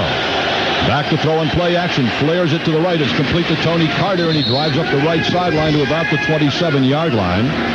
And it'll bring up a 3rd down for the Patriots and about 3 at their own 27, 3rd and 4. They have to get to the 31. 3rd down and 4 for the Patriots as they're using the passing game to get the kinds of yards that they would like to get out of the running game. Drew Bledsoe got a little perturbed there. He thought Donnie Edwards hit him after he threw that foul. He came in clean and had a direct beeline to Drew, but Drew got rid of it, and he still took a shot in the back. He grabbed Donnie Edwards' leg as he was trying to return to his position. 3rd down and 4. 3 receivers near side left. Bledsoe back to throw. Fires. It's caught. First down across the 40 to the 42-yard line goes Tony Simmons of Bledsoe. They mark it at the 41, completing the quick slant strike to Tony Simmons for the first down, and the Patriots keep the drive alive here in the first half. 9:04 to go. Pats leading 7-3 on a 49-yard Bledsoe to Glenn touchdown pass in the first quarter. Terry Allen now in the ball game as the running back, and he will be the lone running back as they go with a double tight end. Jefferson near side left, Glenn far side right. 2 tight ends. In motion right to left comes Glenn. Play action fake Bledsoe. Back to throw. Looks, shoots it long and deep for Shawn Jefferson, and it's overthrown.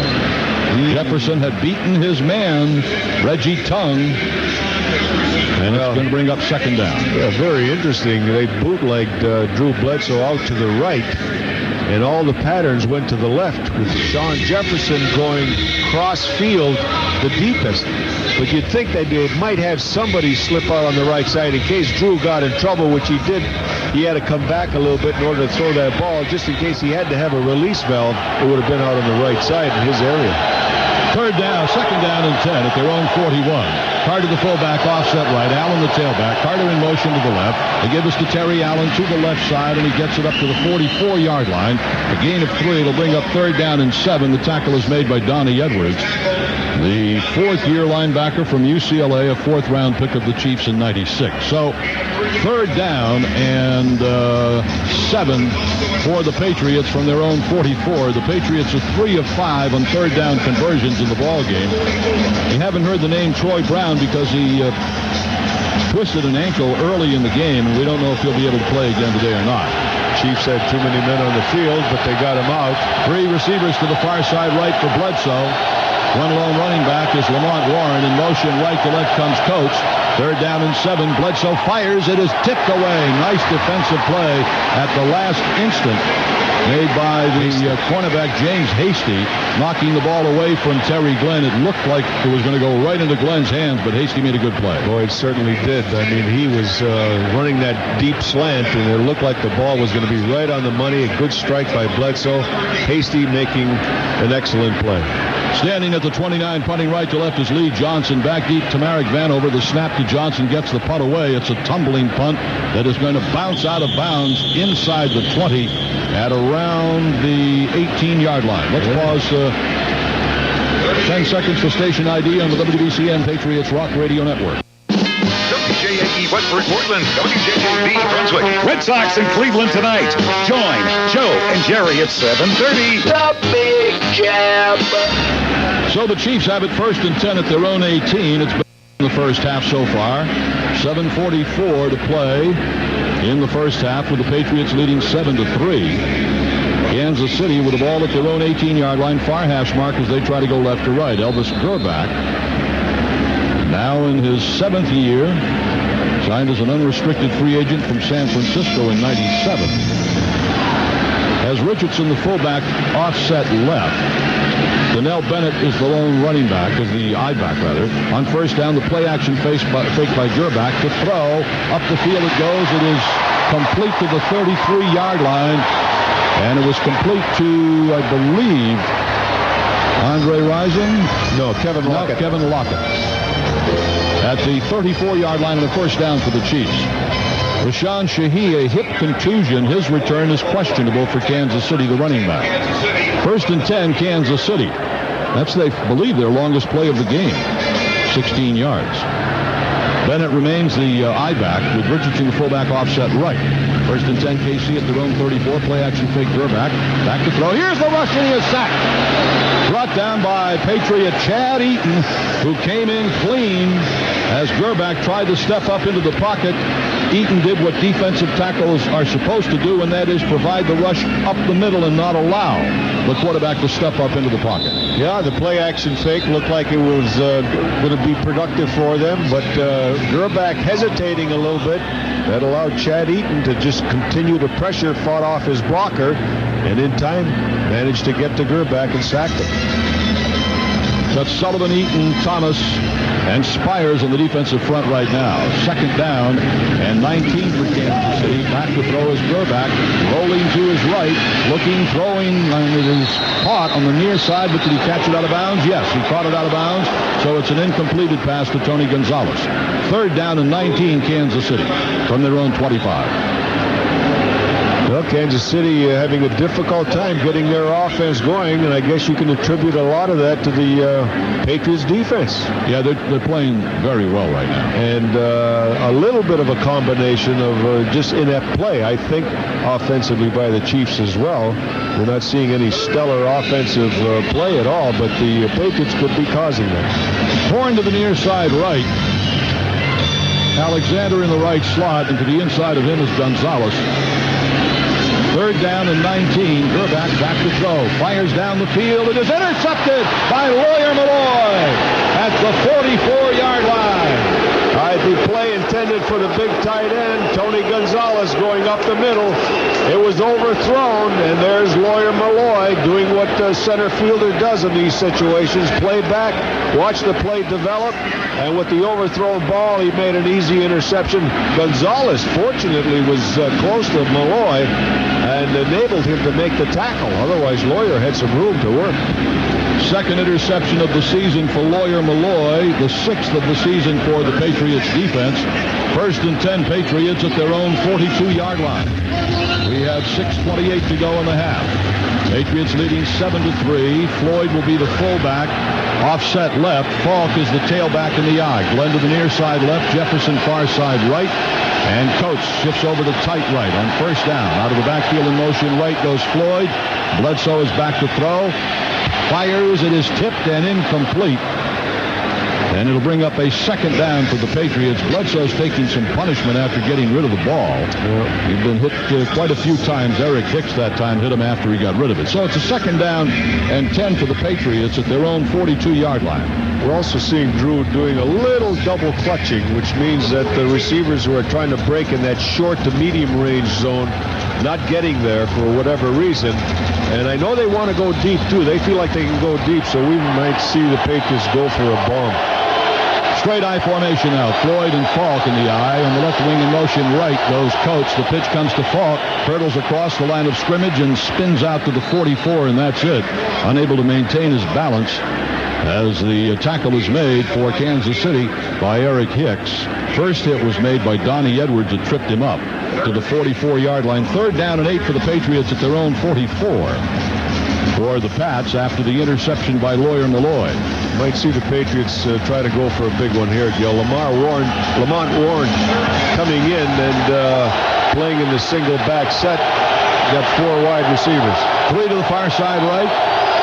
1 to the near side left. In motion right to left comes Coates on 3rd and 8. Bledsoe is straight back. Looks. Fires right. Caught at the Kansas City 45, and that's enough for a Patriot first down. The catch made at the Kansas City Chiefs 45-yard line by who else? Terry Glenn, who came into the game leading the team with 32 receptions after his spectacular performance last week. First down, Patriots at the Chiefs 45. Now checking into the ball game, Tony Simmons replacing Glenn, giving him a breather. Ball on the far hash. Patriots try to go right to left. Beautiful day in Kansas City, not a cloud in the sky. Coming to the near side left is Tony Simmons. Into the left slot is Shawn Jefferson. Fullback offset left on 1st and 10 Patriots at the Chiefs 45. Play action fake Bledsoe. Bootlegging right. Rolling right. Looking. Shooting toward the end zone to Shawn Jefferson. Off his hand. Incomplete. Now they went the bootleg again. This time they had the deep receiver going cross-country from the left side. It also looked like he was trying to get to Tony Simmons on the right sidelines. He was covered, so he had to try to do something deep, make sure the ball was not intercepted, and threw it into the corner of the end zone. So the Patriots, if nothing else, Gil, what they're doing with this long passing is they're starting to stretch out that defense. And it's something they haven't really done a lot of in the first 4 games because they love to throw the medium range passes, and that really opens it up for them when you stretch that defense. 2nd and 10 at the Chiefs 45. Carter in motion left. Back to throw Bledsoe. Quick slant complete to Tony Simmons inside the 40 to the 38-yard line. And it'll bring up a 3rd down and 3 on the completion to Tony Simmons. Brought down in his tracks by Chris Dishman after he made the catch. Yeah, the ball thrown a little bit behind him as well on his left hip as he's running from right to left, which indicates a nice catch on his part. When he was in college, the quarterbacks at Wisconsin were not all that good, and he used to practice catching the ball behind his back because he never knew where it would be. 3rd down and 3. Here's that huddle again. Yep, at the Chiefs 38.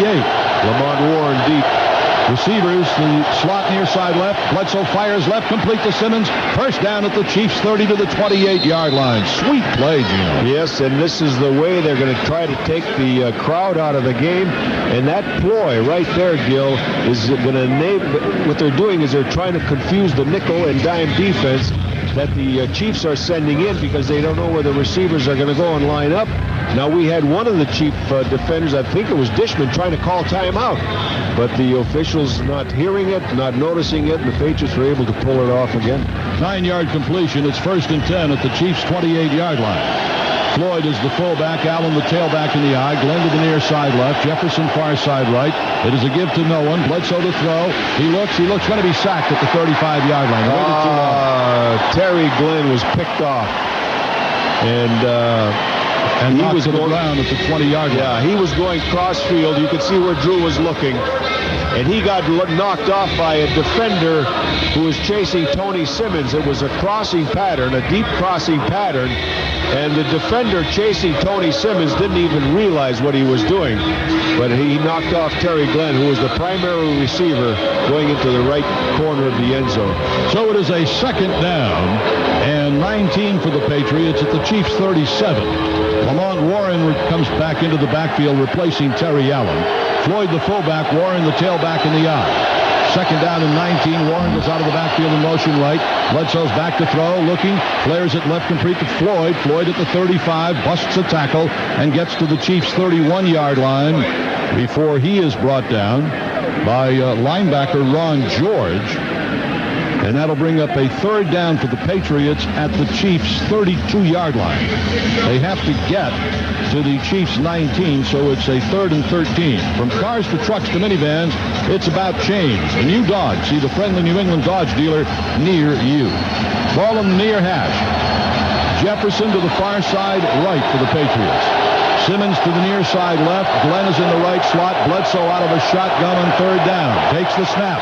Fires, caught by Simmons at the 25. Turns it wide right at the 20-yard line. Still on his feet, driving. First down inside the Chiefs' 20. Tony Simmons to the 18-yard line on a 1st down, Patriots. Sight adjust, as they call it. The quarterback and the receivers saw the blitz taking place. They run the quick slant. The quarterback throws to the right receiver. In this case, Tony Simmons going across field. And the Patriots continue to sustain this drive.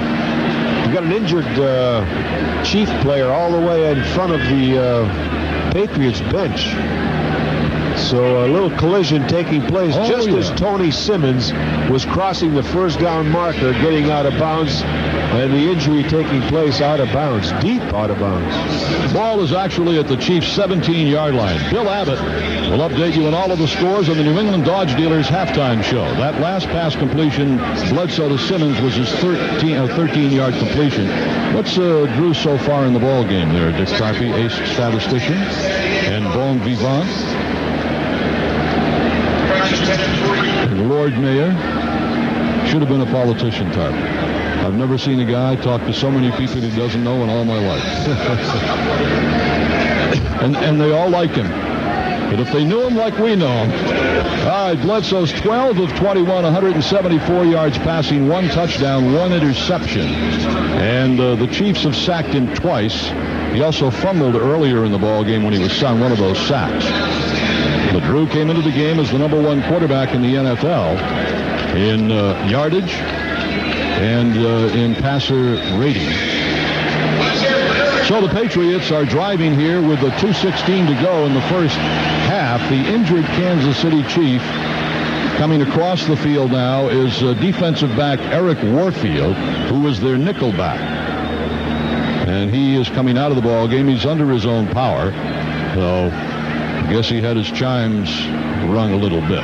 Once again, that little huddle that forms behind Drew Bledsoe. The offensive linemen go out, get in their position, get down in their stance, and the receivers and the back stay in a mini huddle. And then just when it's time that they want to go up, they break out and they go to their respective positions, either 3 wides right, 1 left. And that's all to confuse the nickel and dime packages that the Chiefs are putting in at that point.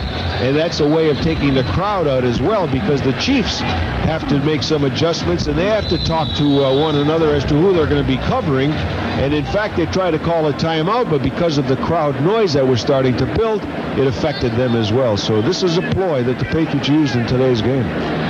No matter what you're looking for on the internet, you'll find it quicker and easier with Lycos. Just go to www.lycos.com and Lycos will go get it. Time out on the field with the score 7-3 Patriots and the WBCN Patriots Rock Radio Network. The Johnson Collection. This 2-minute warning brought to you by Lifestyles Condoms. If the Patriots score within the final 2 minutes of the half, Cheryl Godfredson will win a pair of Patriots tickets, Patriots prizes, and a year's supply of Lifestyles Condoms. Visit WBCN.com and click on the Patriots contest page today. First and 10 Patriots at the Chiefs 17. Straight I formation now behind Bledsoe. From wide right in motion left comes Shawn Jefferson. The handoff comes to Terry Allen. Cuts it up inside the 15-yard line. Fumble on the play. Chiefs have it. Fumble on the play. Yeah, but now a couple of Patriot offensive linemen are saying that the Chiefs jumped offside, but there's no flag. And Bruce Armstrong is pleading his case upon deaf ears. So a chance for the Patriots to put some distance between themselves and the Chiefs here at the end of the first half. Goes awry on the 3rd Patriot turnover of the game. A fumble by Terry Allen, very unusual. Allen not the kind of guy who normally fumbles. Well, he was cutting back against the grain. A lot of times when you're doing that, you're kind of swaggering that ball around a little bit. First and 10, Kansas City at their own 17. Bennett offset as the right half as the lone running back. Slots to both sides. The give is to Donnell Bennett trying to run wide to his left, but he runs into all kinds of difficulty at about the 19-yard line. You had Katosa Wanga making the tackle with Larry Wiggum on the bottom of the pile, and then Lawyer Malloy over the top to finish it off. The gain is to the 19.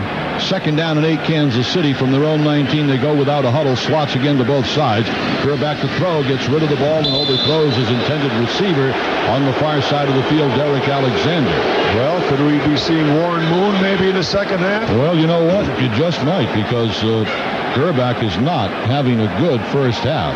That's why it was important, I thought, Gil, for the Patriots to get a score there, because, as you pointed out, if they can just start distancing themselves a little bit from this team, I think they can control this offense of the Chiefs. Third They got to down. get the points. They got to get the points up to make sure they got enough of a margin. Third down and 8 for Kansas City at their own 19. Again, slots to both sides for Grbac. Patriots showing blitz. Back goes Grbac. He looks. He fires near side. It is caught at the 30, 35, 40 by Joe Horn. Brought down from behind at the Patriot 49, 48-yard line by Katosa Wanga. But we have a flag back down the field. And it looks like it's coming back. Let's see what it is. The officials are saying it's against the Patriots. I'm sorry that I said that. 25, defense, penalty is declined, first down. Larry Wiggum caught for holding. Under a heated rush, Grbac got the ball out to, who was it, Horn? Joe Horn, yeah. Joe Horn, and he was just able to spin away from Sawanga and got to the outside, and that's where he picked up the big chunky yardage. Sawanga was there. If he made the tackle, he would have prevented a 20-yard gain that he picked up on that quick move. First down, Kansas City at the Patriot 49. Grbac to throw. Quick slanted is caught and upended at the 41-yard line is Derek Alexander, brought down by Ty Law. It'll be second down, Kansas City. Clock running with 1:09 to play in the half. Chiefs trying to take the lead here at the half. The Patriots have, for the most part, outplayed them in the first half. It is a second down and 1. Back to throw is Grbac. No rush this time. Goes near side. Caught. And fumble. Ball is on the ground. Patriots have it. Lawyer Malloy recovers at the Patriot 31-yard line. And I want to tell you, it was a great hit that forced that fumble. He didn't see it coming, and he's down. Now, I'm talking about Tony Gonzalez. But, boy, I'll tell you, he had to look back to make the catch. And then, as he went forward, it was, I believe, Lawyer Malloy who came up. No, it was Sawanga. Yeah. Sawanga made the tackle. What a big hit. That forced the fumble. And credit the Patriot defense, really playing a good, solid, rough, tough game. So the ball is at the Patriots 31 with 51 seconds remaining in the half. And time to get down the field and get another score. They lead 7-3 on Bledsoe's 49-yard touchdown to Terry Glenn in the first quarter. Jefferson goes to the far side right with Glenn in the right slot. Simmons to the near side left. Bledsoe out in the shotgun formation in the backfield, awaiting the snap from Damian Woody. He's got it. Bledsoe to throw. Fires a bullet near side, caught by Simmons at the 40, and he goes out of bounds on the near side to stop the clock with 43 seconds remaining. A 9-yard gain to Tony Simmons. That's his 5th catch of the first half, Gino. You know, you just have to marvel at the strong arm Drew Bledsoe has. I mean, he had no body into that throw at all because he was looking right, turned back. Tony Simmons on the sidelines, pretty good tight coverage. He just winged that ball with his arm all the way from the middle of the field out to the left here. Got it there in time and right on the money. There's a frozen rope.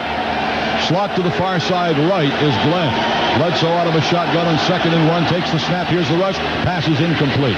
Intended over the middle for Tony Simmons, who was thrown to the ground by Eric Warfield on the incompletion. So it's 3rd down and 1 for the Patriots at their own 40. And they have 40 seconds left in the half, and they have all of their timeouts. So they could certainly run the ball here to try to get a first down.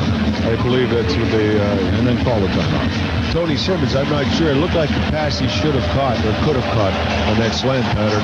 3rd down and 1, Patriots at their own 40. Jerry Ellison now the lone setback behind Bledsoe on 3rd and 1. Quarterback sneak by Drew, first down. Hey, good surge by that offensive line.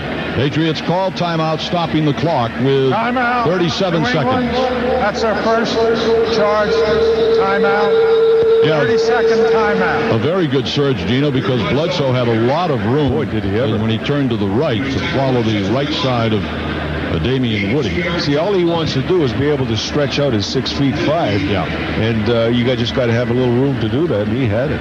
The Chiefs have asked for a measurement, but the ball is across the 41-yard line.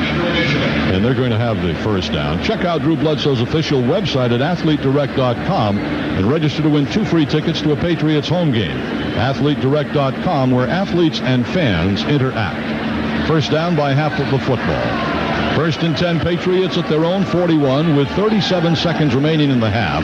They need about 30 yards to get to within Adam Vinatieri's field goal range. 63 members of Adam's family are here today up in the section 307, which is across from us in the right corner of the end zone. And I'll tell you what, if if you can't be real close to heaven up there, then you're never going to get there because that is way up. You know how many rooms he got at the hotel? 11. First down, Patriots, shotgun formation from their own 41. Slot to the right, direct snap to Bledsoe. Steps back, looks, shoots it long and deep. His man is open, Jefferson, and he's overthrown. And Bledsoe knows it. Puts his head down. He had to wait for Jefferson to escape and get open a little bit. And there was pressure coming from the back as the tackles, and I'm talking about Zephros Moss and Bruce Armstrong, took their rushers to the outside. And then Drew Bledsoe steps up. Well, they'd start coming back on him from the backside. He felt it, and he just waited a little too long in order to throw that ball and overthrew Shawn Jefferson, who was wide open. So it's a second down and 10 at their own 41 with 31 seconds left in the half. And again, it's Bledsoe out of the shotgun. Slot to the far side right. In motion, right to left comes Glenn. Direct snap to Drew. Flag goes down. Flag goes down. And let's see what we have for the penalty. Prior to the snap, 78 offense. Well, start. Bruce Armstrong. Yeah, the reason for that second down is when they're in a passing mode and the defense knows it, the offensive tackles, the biggest concern is that speed coming to the outside. And in order to get out there and block them, they have to cheat a little bit on the line of scrimmage, and then they have to turn out real fast. And in this case, it's Derek Thomas who's coming flying to the outside. So there's a tendency for the tackles then to start leaning back into the outside, and that's what he got called for. Second and 15 from their own 36. Direct snap to Bledsoe.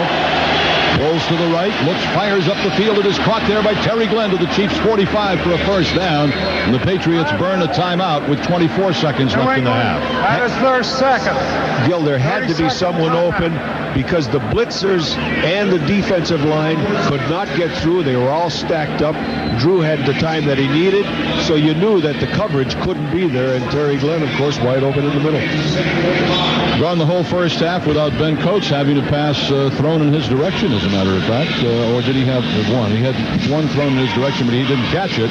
So he's gone a game and a half without a reception, and that's a rarity. Well, in the great career of Ben Coates, now in his 9th year with the Patriots. It all depends on what the defense is giving you, and most players understand that, even though they all want the ball. But his time will come. He'll be called upon. The thing with the Patriots passing game, Gino, is that they have so many weapons that if people concentrate on Glenn and Coates, then it leaves your Jeffersons and Tony Simmons and Troy Browns open for receptions. And it's a guessing game, too. You know, they look at a situation, they say, well, he's going to go to Coates, so they got a defense calling for a double up on Coates, or else somebody taking him short, somebody taking him deep, forcing Drew to have to throw it in between those two cover guys. And in doing that, then they leaves isolation on the outside. Glenn to the right slot, Jefferson far side right, near side left is Simmons. First and 10 at the Chiefs' 45. Direct snap to Bledsoe. Back to throw, shoots it to the right, and he is just tumbled over. Back at the 40-yard line by the on-rushing, hard-charging Donnie Edwards, who is just playing an outstanding game for the Chiefs. Excuse me, it was you had it right, Marcus Patton. Didn't he play with Buffalo? Played with the Buffalo Bills, and then he went to Washington as a free agent, and then was signed this year by the Chiefs as an unrestricted free agent. They don't have the best numbers to read. No, they don't. Chiefs. You know, the 3 looks like a 9, the 9 looks like an 8, 58. And being Roman numerals makes it tough. Second down and 10. Here comes the blitz. The Bledsoe falls on it at his 45-yard line. A bad snap by Damian Woody to the right of Bledsoe, and he had to go after it. Well, they're showing blitz, and they're coming flying, and they're trying to guess on the timing. And Damian Woody is really not the best snappers I've seen in the shotgun formation. He's got a long way to go in that department, but I think he will improve as time goes on. But that even makes it worse when you got guys flying up in your face like that. The Patriots called a timeout before this half could come to a close. The scoreboard clock shows the time has expired, but it has not. They called a timeout, and so they will have one play left from their own 45-yard line, or did they, don't know how many seconds they have to put back up, but they've got time for a play to see if they can get something. And Bledsoe may have been injured because he's asking to throw the ball on that last hit. Yeah, he's practicing on the sidelines with John Freeze, and I don't know what the problem is. We will be sure to find out. And I don't see Drew holding his hand or his finger or his shoulder. He's looking at a few scores up there. San Diego and Detroit are tied at 10 at the half. Buffalo leads Pittsburgh 17-14 at the half. Minnesota has gone ahead of Chicago 9-7 in the second. Dallas, excuse me. I say 3 seconds left now in the final play of the half. Bledsoe out of a shotgun from his own 45. 3 receivers to the near side left. Direct snap to Drew. Steps up, trying to roll to his left, starts to run to the left. Now looks, now shoots it long and deep and batted around and incomplete in the end zone. Terry Glenn almost caught it on the rebound. But you know what? Had he caught it, it would have been right at the 1 yard line. Would have been close. And time had run out. Yep. So the Chiefs' only score of the first half, a 22-yard field goal by Pete Stoyanovich. The Patriots' only score of the first half, a 49-yard touchdown pass from Bledsoe to Glenn, and that gives us our halftime score. With the score at the half, the Patriots 7, the Chiefs 3. Bill Abbott will update you on all the scores and highlights on the New England Dodge Dealers halftime show coming up next on the WBCN Patriots Rock Radio Network. Oh, I'm sorry. Did I break your concentration? This is the WBCN New England Dodge halftime report. Completely different. We're happy to have you with us tonight. Tell me what the point of this thing is. Scores, highlights, What you need. the WBCN New England Dodge halftime report. It's a household name. Brought to you by your New England Dodge dealers. See the friendly New England Dodge dealer near you. From cars to trucks to minivans, it's about change. The new Dodge. Also brought to you by Mercado.com, bringing buying power to the people. Computer Associates, Citgo and hometowns all across America. Cybex International, the leader in human performance systems. Welch's 100% pure grape juice. Entergy Engineering Technical Group. Dunkin' Donuts, try a new chocolate culotta. Your local Lennox dealer. Papagino's, OmniPoint Cellular, the New England Jeep dealers, James Hardy Window Products, and your local Kia automobile dealer. Now from the studios of WBCN Boston, Bill Abbott. Well, it's the first time it's happened all year. Patriots leading at the half. 7-3 over the Kansas City Chiefs at Arrowhead Stadium.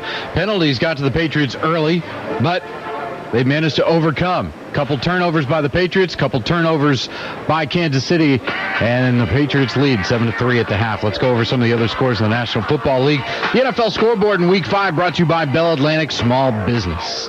Game of much importance to Patriots fans. The Buffalo Bills leading the Pittsburgh Steelers right now at the half, 17-14. 2 touchdown passes by Doug Flutie, 1 to Sam Gash, 1 to Eric Moulds. Also 2 touchdown passes by Cordell Stewart, 1 to Hines Ward, and 1 to Troy Edwards. The difference in this game, a field goal, 29 yards by Steve Christie, as Buffalo leads Pittsburgh 17-14 at the half. Kurt Warner has tied an NFL record. 4 touchdown passes in his 4th game as a starter. St. Louis is now leading San Francisco. This game is just about to go to the half, 28-17. Junior Bryant just scored a touchdown for San Francisco, a fumble recovery in the end zone. Jeff Garcia, the quarterback today for San Francisco. Dallas leading Philadelphia. This game has gone to the half, 10-0. Dallas is up, but the big story in this game, Michael Irvin has suffered a major head injury and has been taken to Thomas Jefferson Spinal Center for evaluation.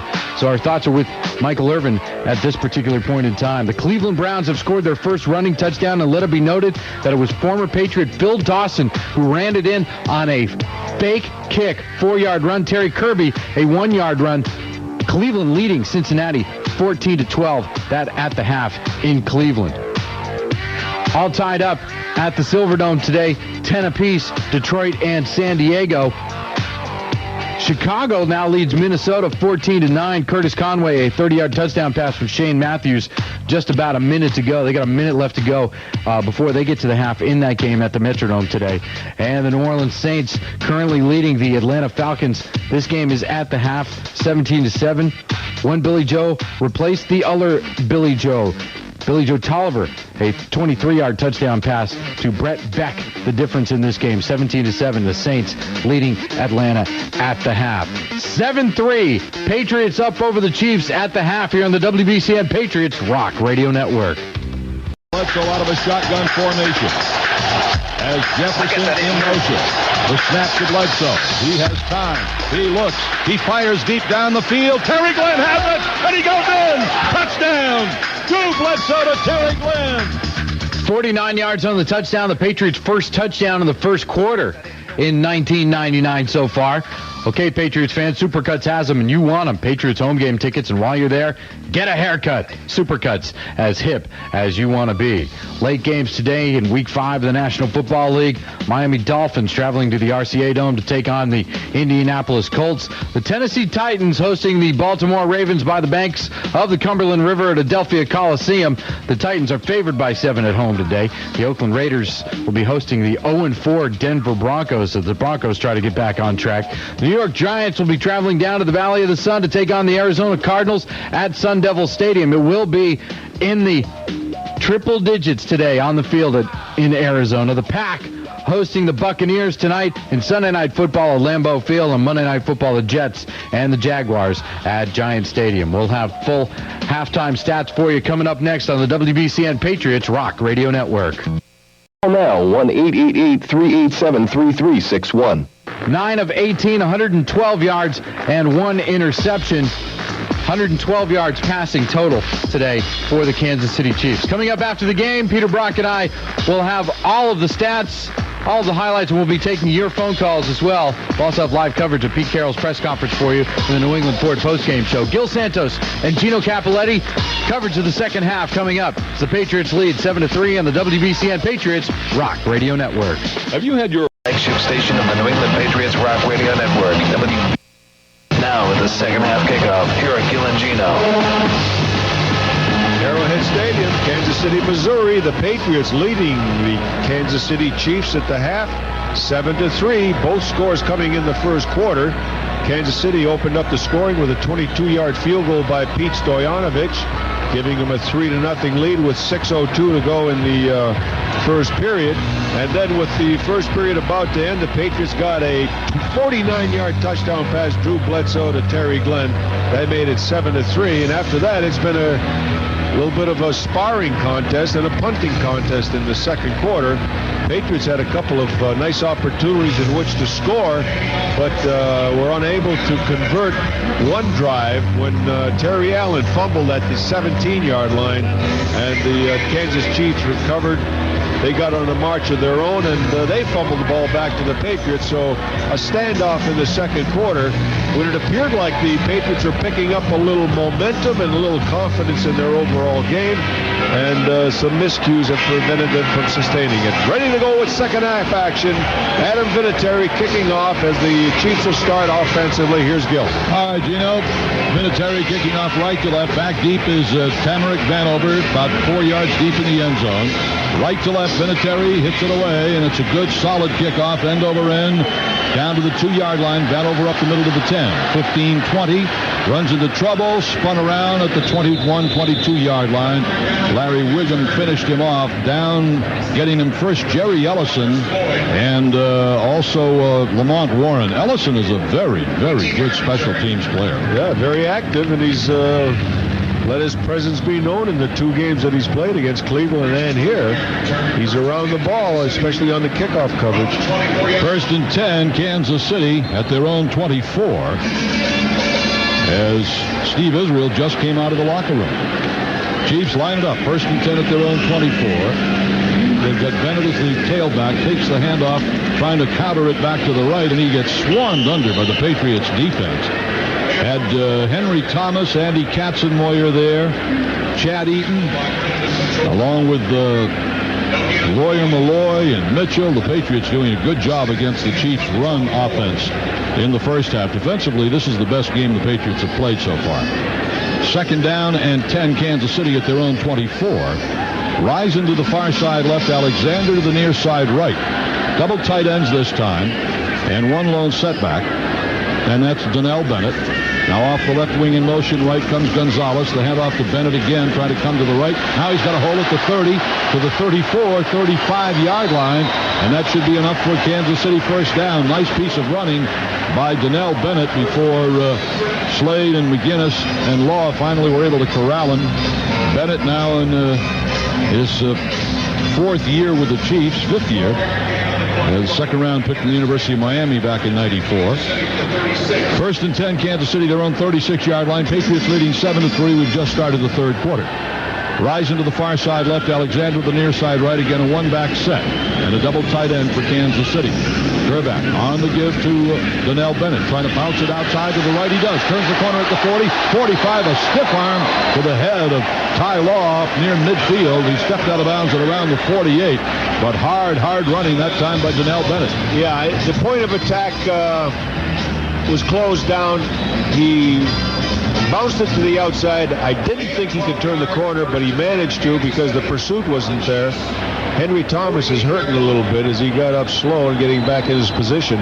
But the Chiefs have come out and said, hey, you know, we've been a running team, and we're not going to get away from it. We're not that far behind. They're only a 7-3 deficit, and so you can see what their strategy is. First and 10 at their own 48. Bam Morris now in the backfield. He takes the handoff, slants it up inside, breaks the tackle at the 45 to the 41-yard line, but a shoe-top tackle is made by Chris Carter and a saving tackle, and the Chiefs are doing a very good job right now on these last three plays of running the football right at the Patriots and being successful with it. And what that's going to do, Gil, is it's going to make their play action even better. And the Patriots were enjoying going against their play action because they knew that they were going to do it and they could tee off, but not if they run the football.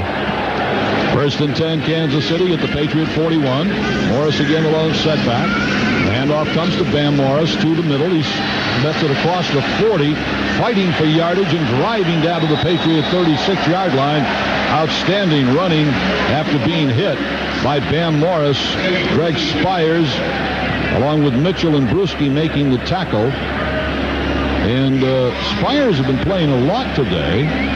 I don't know if it's because of the heat or because there's anything bothering Willie McGinnis. But we haven't been told that anything's bothering him. Second down and 5, Kansas City at the Patriot 36. This time Richardson is the fullback and Bennett the tailback for Kansas City. Wide right in motion comes Joe Horn. Play action fake by Grbac. Rolling to his right and starting to run with the football, and he slides down at the 36-yard line, the line of scrimmage. Katzenmoyer and Chad Eaton were drawing a beat on him. That'll bring up a third down and 5, Kansas City at the Patriot 36-yard line. I'm sorry, a second down and 5. No, this third down. Yeah, they finally just switched the thing. Starting at their own 23 or 24-yard line, the Chiefs mounted a running attack. They've been able to move across midfield. They're at the 36 of the Patriots. Third down. Third down and 5, Kansas City. Richardson, the lone setback, offset right. Slot to the far side left for the Chiefs. Grbac back to throw. Stands, fires over the middle, tipped around, and then caught on the rebound at the 30-yard line by a Kansas City Chief for a first down. Donnell Bennett made the catch as it went off the hands of Richardson. And Bennett caught it on the rebound at the 29-yard line, so they get a first down out of a pass that had been batted in the air. Well, just a little bit of a good break for the Kansas City Chiefs, but sometimes you're better off being lucky than good. Yes. At the 29-yard line, first down, Kansas City. Better to be lucky and good. Yes. So it's first down, Kansas City, as they're trying to take the lead here. Grbac is waiting for a play to come in, and nothing has been signaled in, and they're down to 3 seconds on the play clock. Or are they? Now they've reset the play clock. Okay. First and 10, Kansas City at the Patriot 29. Ball on the near hash, trying to go left to right. Rising to the far side left, Horn to the near side right. Richardson, the fullback, offset left. Bam Morris is the tailback. He takes the handoff, plows to the left, and is hit hard. Fumble on the play. And let's wait for the players to unpile. I believe Kansas City has it, but let's wait and see. Royer Malloy came up and really put a lick on him. That was the guy. You know, he's that strong safety, and he's a hitter. Strong safeties usually are called upon. He's the leading tackler. And shows why. Boy, he come up and put a lick on him. No gain. 2nd down and 10, Kansas City at the Patriot 29-yard line. Patriots leading 7-3. 9:40 to go here in the second half. This is the opening drive of the second half. Morris to the far side left. In the left slot, now Risen goes wide left, and Morris goes into the slot. Near side right, Joe Horn. He goes in motion right to left. Grbac back to throw on 2nd and 10. Steps up, dumps it over the middle. It is complete there to Joe Horn. Spins down the 20 outside to the 15-yard line on a first down for Kansas City to Joe Horn. Nice piece of running by Horn after the catch. Yeah, he juked Chris Carter out and was able to get to the sidelines and pick up a good 8 yards. Carter making the tackle, the ball would be at about the 21-yard line. Now down at the 13, so the Chiefs are threatening to take the lead. 1st and 10 at the Patriot 13. The Pats need either a big stop or a turnover to prevent Kansas City from going ahead. Risen to the far side left, Horn to the near side right. Richardson, fullback offset right. The tailback is Donnell Bennett. Takes the handoff to the right. Spun down and knocked back at the line of scrimmage. Good hit there by Katzenmoyer and Eaton, who bounced him off his feet. And Lawyer Malloy marked at the 13-yard line. 2nd and 10, Kansas City at the Patriot 13. Chiefs offensive lineman Dave Zott now coming out of the ball game again. And told you earlier in the ball game, if you've been listening from the beginning, that Zott has had some injury problems, and he comes over on the sideline and lays down on the ground. 2nd down and 10, Kansas City at the Patriot 13. Back to throw is Grbac. Here comes a rush. Rolls to his right. Now he's going to look and dump a pass complete to Donnell Bennett inside the 5-yard line. That was a little ad-lib play by Elvis Grbac. Bennett was tackled by Brewski and Steve Israel, and they may have another first down. They're going to measure on this one. The chains are on this side of the field. Big turnaround as far as the Kansas City offense is concerned. They've taken this ball at their own 24, and they've marched right down to the 3-yard line, I believe. That's between the 4 and the 3. It's right in front of us, and there are players standing there. They're short of a first down. I want to tell you, Lawyer Malloy was blitzing, came through, and was picked up by Tony Richardson, the fullback, with a shot that I can't ever recall seeing. I mean, this was a real block being thrown by the big fullback of the Kansas City Chiefs. Stood Lawyer Malloy right up in the air. So Lawyer Malloy is going to feel this game for a few days, I think, because it's been a very physical one for him. 3rd down and a yard to go, Kansas City at the Patriot 4-yard line. 3rd and goal for the Chiefs at the Patriot 4. They've been running the ball very well on this drive. Richardson, the fullback, Morris, the tailback. Bam Morris, 260 pounds. Double tight end offense on 3rd and 1. They give us to the fullback, Richardson. Pounds it down to the 1-yard line. He's down to 1. Yep. He's the lead back in that formation. They crossed him up by giving it to the lead back. He gets to that line of scrimmage quicker than anyone, and he hit it with a real wallop, so he almost got to the goal line. 1st and goal to go, Kansas City at the Patriot 1-yard line. 1st and goal for the Chiefs.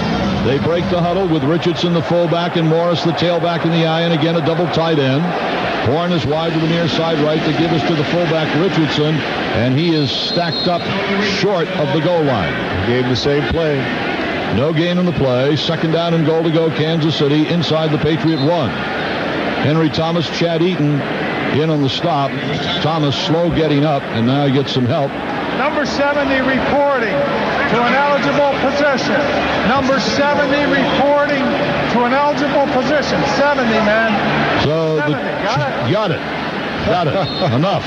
The Chiefs will go for 3 tight ends. 2nd and goal to go at the 1. Grbac calling signals in motion right to left. Now back to the right, Gonzalez. The give comes to the tailback, Donnell Bennett, on 2nd effort. Plows it in. Well, the Chiefs regain the lead here in the second half. Well, it looked like somebody had a shot to stand him up before he crossed the goal line. But his momentum and his agility with that second effort that you talked about, Gil, really got him across the goal line. But a very impressive drive by the Kansas City Chiefs. And you got to believe that Cunningham, the head coach, you know what, they use up 8 minutes as well? Wow. So the extra point attempt by Stoyanovich is up, and it is good. And the Chiefs now have a 10-7 lead. So the Patriots, with several squandered opportunities in the first half, are now paying the price of that. Time out on the field with a score. Kansas City 10, the Patriots 7 on the WBCN Patriots Rock Radio Network. The Johnson Collection. All right, this NFL scoreboard brought to you by Heuristic Search. Now, we cover the AFC in this scoreboard. Buffalo leads Pittsburgh 17-14. Kansas City here on top of the Patriots 10-7. And we'll have more after this play covering the American Football Conference. Kicking off from left to right, Stoyanovich deep to the Patriots. Falk near side, Warren far side. The kickoff end over end and short, returnable to the 12-yard line to Falk to the middle of the 15, 20, 25, 30, 35, heading left to the 40, all the way out to the 45-yard line. Benefit of a short kickoff and a good return by Kevin Falk. Patriots at their own 45, 33-yard return. All right, later this afternoon, Miami's at Indianapolis, and tomorrow night is Jacksonville at the New York Jets. So, with a score 10-7, Kansas City, let's take a timeout on the WBCN Patriots Rock Radio Network. Nothing more important than a good night's rest to guarantee a great sleep. Try a Sealy mattress. Sealy available throughout New England. First and 10 Patriots at their own 44. Double tight end offense. Glenn to the near side left. Jefferson far side right. Terry Allen the lone setback on first down. Bledsoe calling signals to give to Allen to the right. Runs right into the arms of a tackler at the 44-yard line. No gain on the play. Had Derek Thomas and Tom Barnt making the tackle for Kansas City at the 44-yard line. No gain. Second down and 10 for the Patriots at their own 44. Ball is in the middle of the field between the hash marks. They're trying to go right to left here in the third quarter with 6:18 to go. The Chiefs had a 76-yard drive in 15 plays. Glenn to the near side left. Jefferson is on the right wing. Carter the fullback. Allen the tailback in the eye. They give us to Allen again. Trying to bust it outside. Breaks it back against the grain. Trying to turn wide to the right. Gets it across the 45 to the 50 and out of bounds up the sidelines at the 48-yard line. And when Bledsoe saw that Allen was breaking the run back the other way, he started taking off looking to see if he could block somebody. Didn't find anybody, but at least the intent was right. Yes. That's a 9-yard run for Allen, the longest run of the day. Troy Brown, with his ankle injury, will not return to this game. Oh, boy. Third down and 1 for the Patriots at the Chiefs' 47. They give us to Allen. Big hole. Up the middle, 40, 35, 30 on his feet. Down to the 31-yard line of the Kansas City Chiefs. Terry Allen on third and short yardage. Busts it up the middle. Touché, say the New England Patriots. The Kansas City Chiefs came out and ran the football in this start the second half. Patriots coming right back. They're two big gainers on the runs that get them into field position here at the 31. 21-yard run by Terry Allen. First down Patriots at the Chiefs' 31. Lamont Warren is now into the ball game. Wide to the far side right, Glenn. Jefferson right slot. Carter the fullback. Warren the tailback. Coates is tight to the left. Warren out of the backfield in motion left. Bledsoe back to throw. Time running out of time. Rolls to the right. Flares it right. Dropped by Tony Carter. Incomplete. Just as well, because he was going to be hit for a loss of yardage by Derek Thomas at the 35-yard line. Now we're getting some pretty good coverage on the part of the Kansas City secondary there, because Drew wanting to get rid of that ball. One of the great attributes of this offense and also of Drew is the way the ball comes out of there so quickly. And that has not been happening. He's been double clutching a little more today than we've seen him. And so that's a little costly. He tried to get it out to a release valve and Tony Carter just as he was falling down, but Carter dropped the ball. Second down and 10, Patriots at the Chiefs' 31. Bledsoe back to throw. Here's the rush. He dumps the screen. It is incomplete, intended for Lamont Warren. All right, we had some problems there offensively, a lack of communication. Ben Coates was spread out too wide. Drew Bledsoe is trying to signal him back in to come in tight. At the same time, they know the clock is running, and they, I think, hurried that play, and it was a screenplay. You can't hurry a screenplay. Tony Simmons checks in, replacing Rod Rutledge. Simmons had 5 receptions in the first half. Patriots are looking at 3rd and 10 at the Chiefs' 31-yard line. And now the noise starts here at Arrowhead. 3 receivers to the far side right. The lone running back is Warren. 3rd and 10. Bledsoe calls a timeout. Well, it's play clock, I believe, is wound down. Timeout, New England. That is their first charged timeout. Timeout on the field with a score 10-7 Chiefs on the WBCN Patriots Rock Radio Network. Check out Drew Bledsoe's official website at athletedirect.com and register to win 2 free tickets to a Patriots home game. athletedirect.com, where athletes and fans interact. 3rd and 10, Patriots at the Chiefs 31. Jefferson far side right. In the right slot, we've got Glenn and Coates. Near side left, Simmons. In motion right to left comes Coates on 3rd down. Back to throw Bledsoe. Looks, fires to the right. Blocked by Coates. 4th down, and Adam Vinatieri will come on to attempt what will amount to a 48-yard field goal. Adam's longest of the season has been 41. And, of course, he has the leg for this range, and he has a slight following wind, but not much. I didn't like the design of that pass pattern. Ben Coates, Shawn Jefferson, and Terry Glenn were all within 5 yards of each other at that 1st down marker. They were too close together. Now it's a 49-yard field goal attempt for Vinatieri. Angle to his right. Johnson puts the ball down. The kick is up. It is on the way, and it is no good. So the Patriots drive Peters out. The field goal attempt is no good. Score remains Kansas City 10, the Patriots 7. Let's take a timeout of the WBCN Patriots Rock Radio Network. This NFL scoreboard brought to you by Switchboard.com. 3rd period scores around the NFL. New Orleans leads Atlanta 17-14. It's Chicago leading Minnesota by 2, 14-12. Same score, Cleveland on top of Cincinnati, 14-12, and more after this play. 1st down, Kansas City at their own 39. Bennett the lone setback on 1st down. From wide left in motion right comes Gonzalez. Hand off to Bennett, trying to turn it wide outside. Got room at the 35, 40. On his feet, breaking tackles to midfield. Donnell Bennett. So the Chiefs ran very well in their last series, and they're starting out on this one. All right, Dallas leads Philadelphia 10-0. Buffalo still leads Pittsburgh by 3, 17-14. San Diego's gone on top of Detroit, 13-10. St. Louis leads San Francisco. 49ers coming back, 28-17. Here at Arrowhead, it's the Chiefs 10 and the Patriots 7. Andy Katzenmoyer was injured on that play, and the Patriots medical staff is out checking him out. Timeout on the field with the score, 10-7 Chiefs on the WBCN Patriots Rock Radio Network. Your career need a lift? Cybex International has a variety of positions available. To learn more about Cybex International, visit www.cybexintl.com.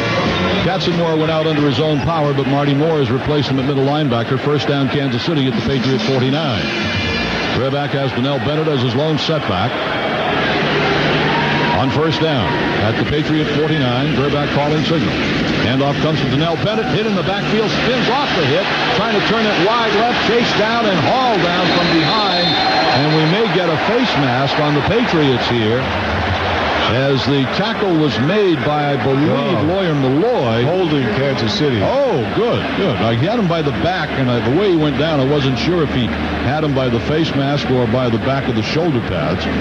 But they had hit him for a loss, and I think it was Eaton that had blown in there. Number 81, offense, 10 yards, 1st down. That's Kevin Lockett getting the holding call. That'll move the ball back across midfield to the Kansas City 42-yard line. They have to get to the Patriots 39. So it is a 1st down and 20 for Kansas City from their own 41. Grbac again with Bennett as his lone setback. Off the right wing in motion, left goes Lonnie Johnson. Play action fake Grbac. Back to throw. Fires to the far side. Leaping grab at the Patriot 45 by Joe Horn. Taken out on the far side by Steve Israel. They mark it at the 46. Well, he got the separation he needed from Israel by coming back with that square out. It looked like Grbac was waiting a little too long to throw it, but he did manage to get it there in time before Israel could recover. 2nd down for Kansas City and 8 yards to go at the Patriot 46.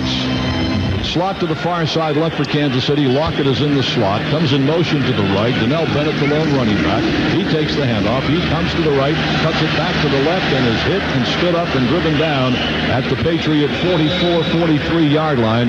It'll bring up a third down. Had Henry Thomas in on the tackle for the Patriots. And on the bottom of the pile, we've got Teddy Bruschi. Katzenmoyer, by the way, was back in on that play, so he's okay. Now he checks out on third down and 4 for Kansas City at the Patriot 43. And with 2:55 to go in the third quarter, the Chiefs leading by 3 points. This is a critical third down play in this game. Bennett is the lone setback behind Grbac. Horn to the far side left. Lockett to the near side right. Gonzalez in the right slot. Grbac back to throw. Looks. Fires. It is caught by Joe Horn inside the 30 to the 28-yard line on the first down.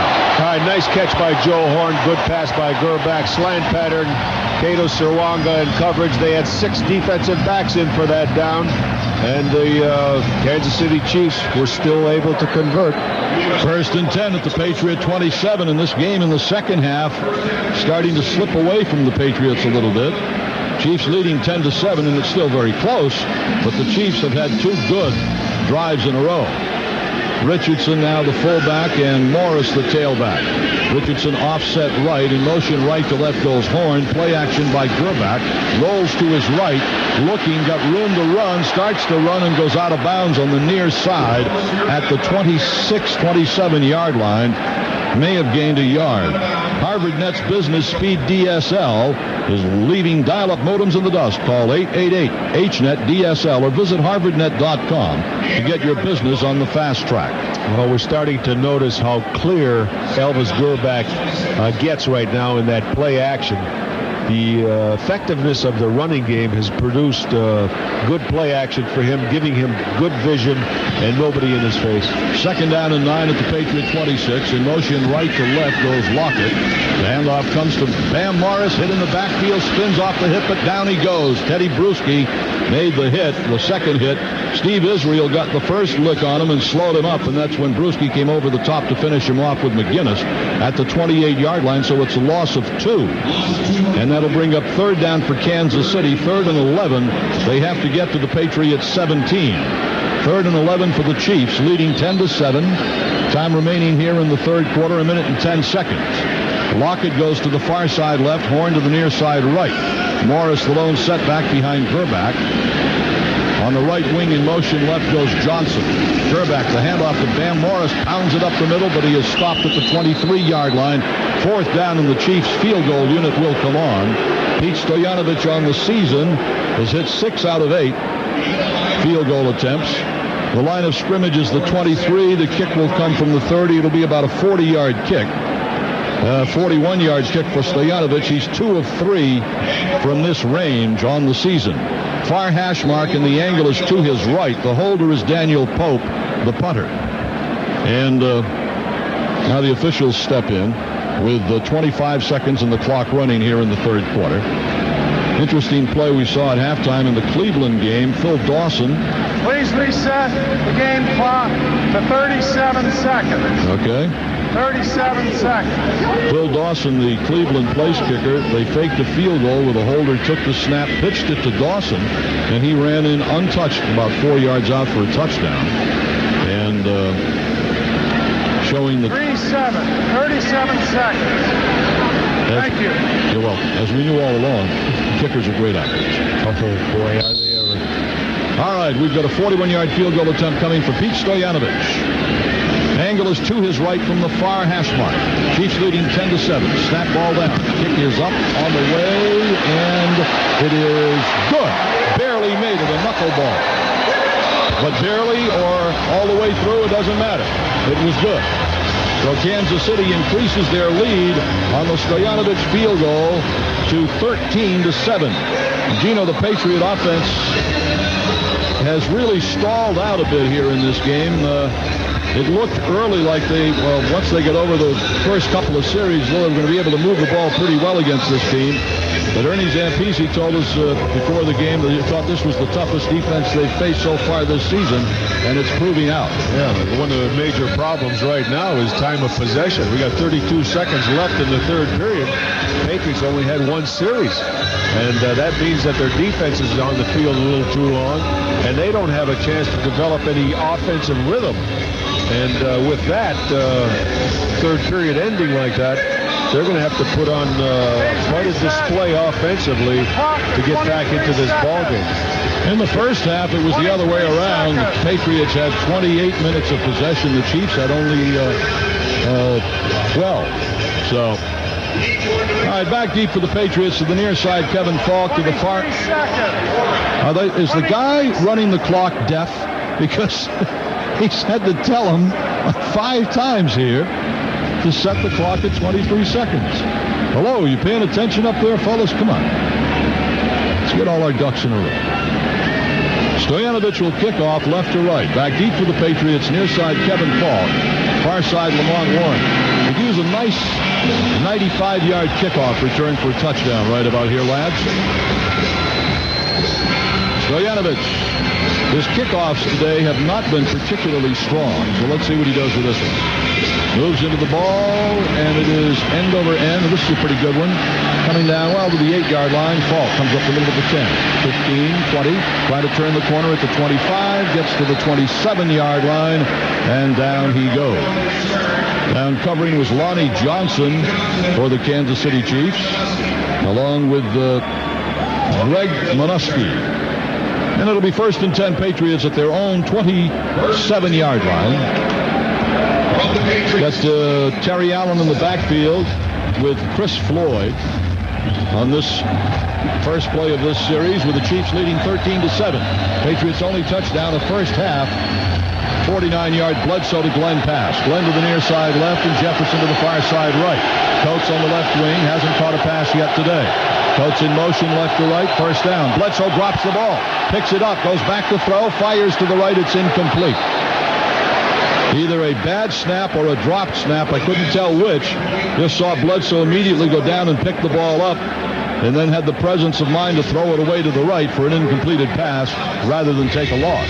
Yeah, normally when you have a problem with the exchange, you got the center maybe pulling out too soon to run block, and the quarterback dropping back prematurely as well. So you got one force pulling against the other, and you have a mistake in the exchange. But that was a pass play all the way. 2nd down and 10. Coates in the right wing. Jefferson near side left. Glenn far side right. The pitch comes to Lamont Warren to the right. Cuts it back to the left to the 30-yard line, and that's it. Gain of only 3 yards on the play. That's going to be the end of the third quarter with a score. Kansas City 13, Patriots 7. Let's take a timeout on the WBCN Patriots Rock Radio Network. Win a new car during Foxwoods' big 60 Cars in 60 Days giveaway. Each day from September 2nd through October 31st, brand new cars will be given away. To enter, just swipe your wampum card at any 60 Cars 60 Days kiosk. Don't have a wampum card? Don't worry. They're free and you can get one right on the spot. For more information, visit any Wampum Club location or call 1-800-PLAY-BIG. Yeah, let's live.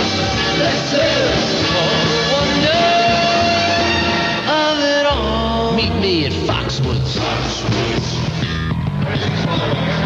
Crisis Networking Services is the premier Novell Solutions partner in the Northeast. Lower your IT costs using Novell Network Directory application, BISYS.com. So the Patriots are looking at 3rd down and 7 from their own 30-yard line, and so far the offense has been unable to do anything much here in the second half. Matter of fact, they haven't put any points on the board since the first quarter. Over the season, the Patriots had outscored their opponents by a wide margin in the third, but they were held scoreless today in the third quarter. So Bledsoe has to try to engineer yet another fourth quarter comeback. Jefferson slot to the far side left, 3rd down and 7. Bledsoe to throw. Fires, it is incomplete. Flag goes down, and let's see what we're going to get. Oh, they held Terry Glenn. There's a penalty flag down. I think he was tackled before the ball got there, frankly. Well, let's see. What we see is not always what they see. Of course, the players on both sides are pointing in the other direction. Defensive pass interference, number 59, first down. Okay, very good. That was Donnie Edwards. Well, the Patriots, because of a pass interference call against the Chiefs, maintain possession of the ball and keep the drive alive at their own 34-yard line. Trailing 13-7. Far side left, Jefferson. Near side right, Glenn. Coach tight to the left. On the first down, the give comes to Terry Allen. Coming up the middle of the 40-yard line goes Terry in a quick 6-yard gain. He is brought down there by Marcus Patton of the Kansas City Chiefs, along with Chris Dishman at the 40-yard line, but it's a 6-yard gain. 2nd down and 4. Good first down yardage, giving you several options here on 2nd down. Patriots trying to mount a fourth quarter comeback. We're early in the fourth quarter, 14 and a half minutes to play. Far side left is Glenn, left slot Jefferson. Floyd the fullback. Give to Terry Allen. Cuts it back for the first down on his feet at the 50-yard line. First down, Terry Allen running. Excellent running by Allen so far in the second half when they've given him the ball. He's quick. He's got the speed. He's got that burst that you need when that hole opens and it's open for a short time. Of course, the Patriots now quick huddle. 1st and 10 at midfield. Bledsoe quick drop. Looks, flares it near side. It is incomplete, intended for Allen.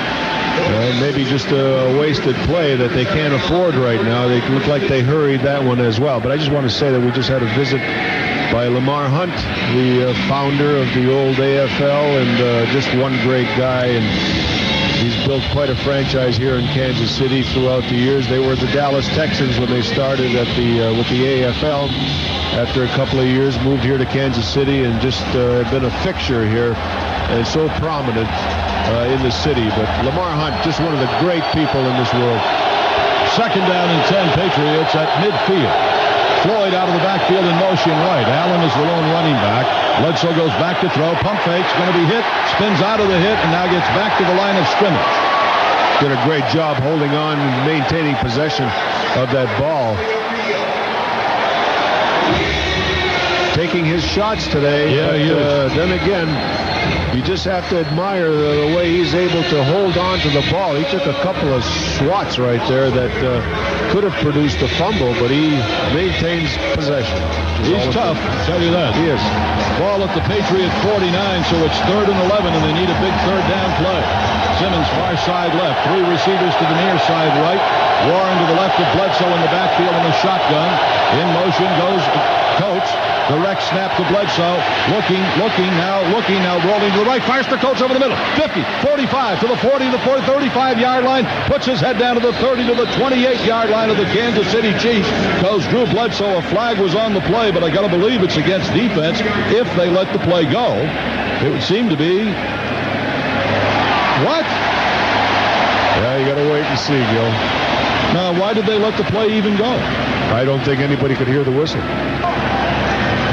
Illegal shift, offense, 2 men moving, and they did not reset prior to the snap.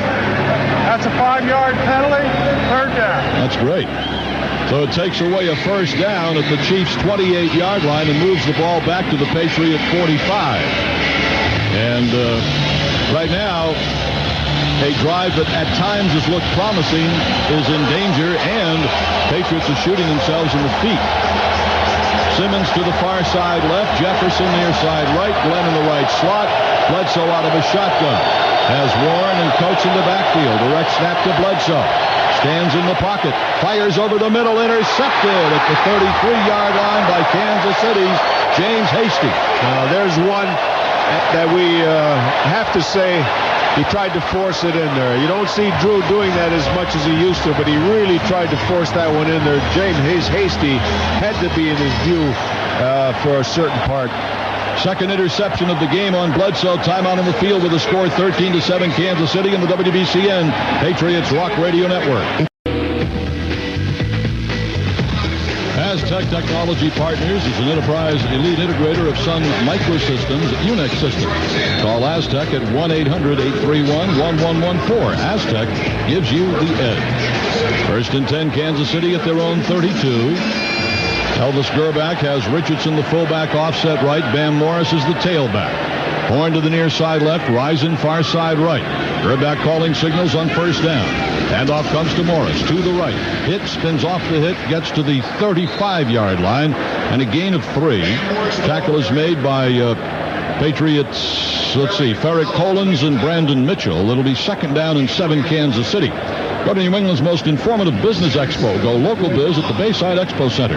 Register online for free at golocalbiz.com. You could win a pair of Patriots tickets. 2nd and 7, Kansas City at the 35-yard line of the Chiefs. 12.5 minutes to go. Patriots trailing 13-7. Horn to the near side left for Kansas City in a double tight end offense. Richardson the fullback. Tailback in the I formation is Morris. Takes the handoff, cutting back to the right. Gets it to the 38-yard line and is stacked up there, 37-yard line. Make it. Chad Eaton, Steve Israel in on the tackle of Bam Morris and Teddy Bruschi. Well, we're getting some misdirection runs from the Kansas City Chiefs, but I don't think it's by design. The backs are able to just slip away a little bit. Looks like a misdirection, and that's where they've been picking up a lot of yardage, but not by design. 3rd down and 5, Chiefs at their own 37. Now Donnell Bennett is the lone setback. He's offset as the right half. The Chiefs have Risen in the near side slot to the left. In motion right to left comes Lockett. Back to throw Grbac. Over the middle it goes. Complete to Kevin Lockett to the 45-yard line to the 46 of the Chiefs. And a first down brought down by Kato Serwanga. But the Chiefs keep this drive alive. And now time becomes a factor in this one. They mark it right at the 45-yard line because we've got 11:17 to go, and the Patriots have not been able to muster much offense in this game, trailing 13-7, and they really can't afford to fall behind by much more. To the far side right is Horn. Richardson the fullback. Donnell Bennett the tailback. 1st and 10 Chiefs at their own 45. Grbac on the give to Donnell Bennett. Hit in the backfield by Andy Katzenmoyer, but he slipped through that and got to the 47-yard line before Collins, Mitchell, and Eaton wrapped him up at the 47. It'll be 2nd down and 8, Kansas City at their own 47. This is what they like to do, run the ball. They've been running at an average of 134 yards a game this season. It is at the same time running down the clock. Yeah, exactly. And, this is what Patriots have to really be concerned with.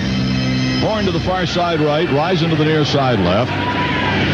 Bennett the lone setback. Double tight ends for Kansas City on 2nd and 8. Grbac the give to Bennett to the left. Oh, what a fine play by Katzenmoyer, Gino. He's strong. Just an excellent play by Andy Katzenmoyer. Came in and tackled him right at the line of scrimmage. But just with his arm, he was able to pull him down. Usually these big backs will run through those arm tackles, and I don't say it was an arm tackle only because that was the only position he could get on the ball carrier, and he ripped him right down. So big play by Katzenmoyer. Actually for a loss of a yard to the 46-yard line. So it's 3rd and 9, Kansas City at their own 46. Bennett, the lone running back, is offset left. Slots to both sides for the Chiefs. Grbac 3rd down and 9. Patriots may be blitzing. Grbac on the blitz. Back they come. He fires the ball, and it is caught at the Patriot 45-yard line for a first down. And we're going to get a penalty call on Steve Israel if the ball wasn't complete. Yeah. That was a big play for the Patriots defensively. A 3rd down situation, 3rd and 10. And we're talking about 9:38 to go in the ball game. It was very imperative, I thought, that they stop them on this particular series here, and they had a good chance to do it. Yeah. The Patriots just have not had the ball in the second half here, and that's going to turn out to be costly for them if that continues. Suffering an interception with that last series, and now the Chiefs running the football, throwing the short to medium range passes, running the clock down, and this is going to spell trouble for the Patriots. First down, Kansas City at the Patriot 44. They lead 13-7 with 9:38 to play in the game, and the Patriots are in danger of seeing their unbeaten record come to a close. Chiefs come out, Risen to the near side left. Joe Horn in the left slot. Richardson, the fullback, offset right. Bam Morris is the tailback. the I-back behind Grbac, who may be checking off at the line of scrimmage. He does. Richardson sets up now offset left. First down call comes to Bam Morris to the line of scrimmage, but he's going to be hit and dropped for a loss. Chris Slade made the tackle after the play was stuffed up by Moore and Katzenmoyer. So much for that checkoff. Usually you like to see quarterback checking off that he saw something, and they have plays designed for certain defenses. And so when you see a quarterback checking off, you say, well, he's looking at what they had planned to see and checked off to this play, and it goes for naught. Moore is in replacing Teddy Bruschi at an outside linebacker. Second down and 12, Kansas City now at their own 46. Out of the left slot in motion right goes Gonzalez. The handoff comes to no one. Play action rolling right. Fires to the right, complete to Gonzalez. Hit and brought down out of bounds on the far side by Chris Carter, but not before a first down. See, McGinnis came in right on top of Grbac, who was bootlegging, and all he has to do is just raise your hands up in the air because he's going to throw the ball out there, and if nothing else, let him duck under it and then have to throw it later. But I see so many defenders coming in on top of the quarterback, and they're so schooled at trying to hit the quarterback and go through him. If they would only put their hands up in the air, they'd be knocking down more passes the way as close as they get to the quarterback. That would have been a perfect spot for that. Well, they're going to measure to see if it's a first down. If it isn't, it's going to be darn close. Pete Carroll standing over there watching as they stretch the chains. It is a first down by a half a length of the football. So now this thing is getting dangerous to the dangerous stage. First down, Kansas City at the Patriot 34. 8:28 to go, and the Chiefs leading 13-7. Well, the other thing, Gil, is they're getting into field goal position, and that gives them a 9-point bulge if they're successful. So. Absolutely. One long setback. It's Donnell Bennett on first down at the Patriot 34. He takes the handoff to the right. Hit, spun around, spun down at the 35-yard line. They had the first hit made by Patriot, let's see, Katzenmoyer, no, Chris Slade. Slade and Marty Moore in on the tackle. No gain, a loss of a yard to the 35-yard line. 2nd and 11, Kansas City. Inside 8 minutes to play. Chiefs leading 13-7. Bam Morris brings in his 260 pounds to play the tailback spot. Bennett goes out. Horn to the near side left, Rising to the far side right. Double tight end offense for Kansas City. 2nd and 11 at the Patriot 35. Grbac calling signals. Handoff comes to Bam Morris. A big hole. Inside the 25, 20, 15 at the 10 and dropped down to the 10-yard line. First and goal to go, Kansas City. They caught the Patriots in a safety blitz, so they lost Lawyer Malloy back in the secondary as he's crossing the line of scrimmage trying to get Bam Morris from behind because he ran away from him. And so you just had a skeleton crew back there and a lot of running room, and Bam Morris knew what to do with that. They mark it at the 12-yard line, a 23-yard run for Morris, so it is not first and goal. It's 1st and 10 at the Patriot 12. Horn to the near side left, Rising to the far side right. Bennett the lone setback on first down at the Patriot 12. Handoff to Donnell Bennett. Comes up the middle, inside the 10 to the 8-yard line, maybe even the 7. McGinnis makes the tackle on Donnell Bennett, but it'll be 2nd down, and about, they mark it at the 8-yard line. So it's 2nd down and 6 for Kansas City at the Patriot 8. 2nd and 6 for a first down. 2nd and 5, rather, for a first down. 2nd and 8 for a touchdown. And what the real problem is right now is that the Patriots defense has been on the field much too long in the second half here. They're starting to wilt. Bennett the lone setback.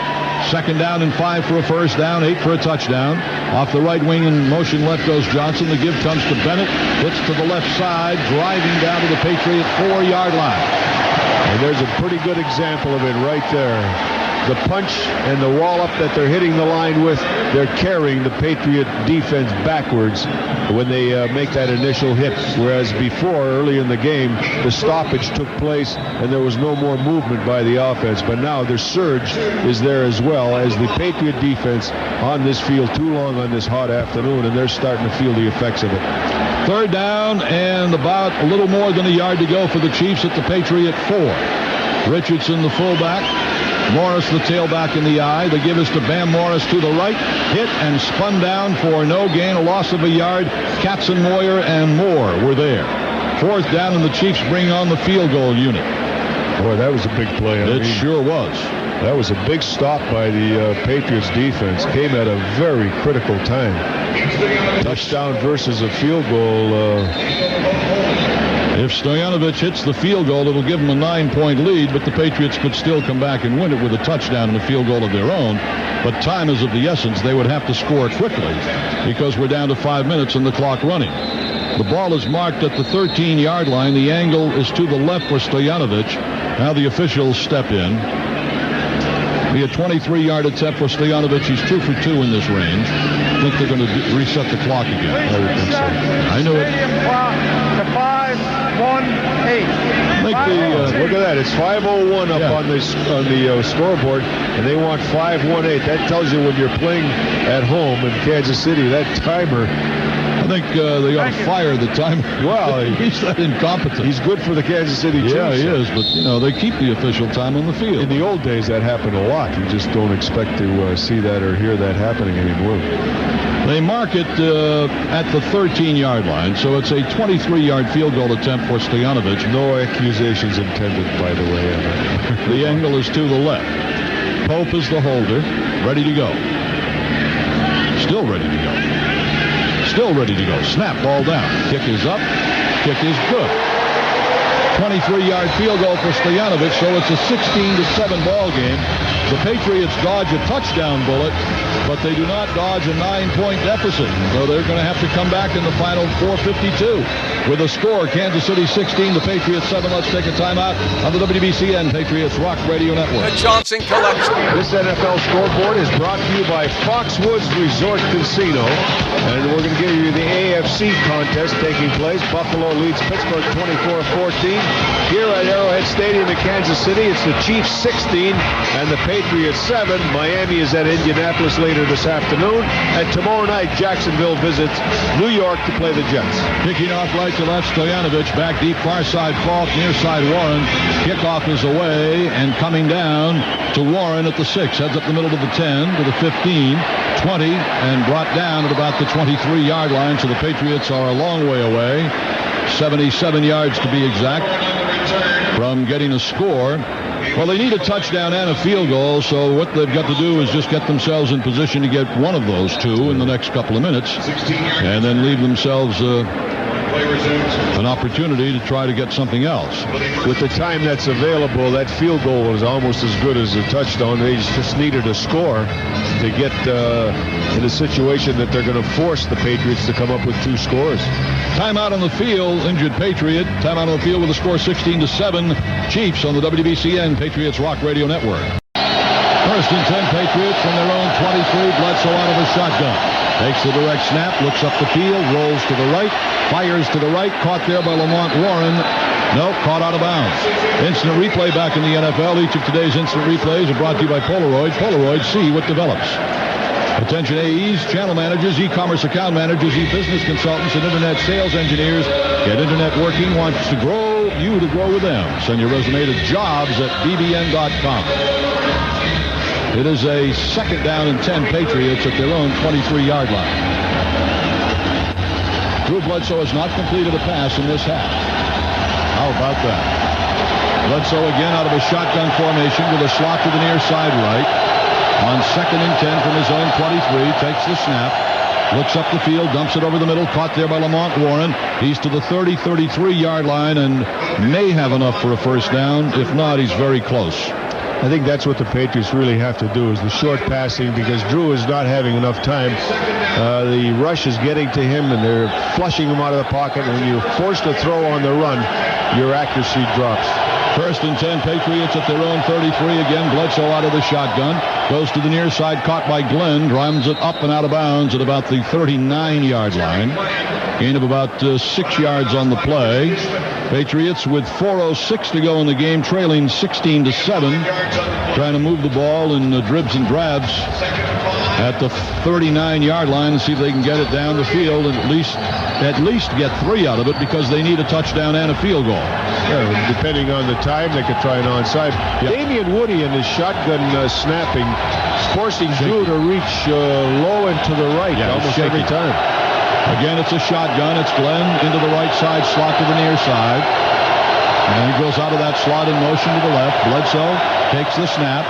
Looks, fires over the middle. It is caught by Tony Simmons on a first down to the Chiefs' 49. And he just reached up in the air and snatched that ball away from the defender, Chris Dishman. Strong catch. Strong catch.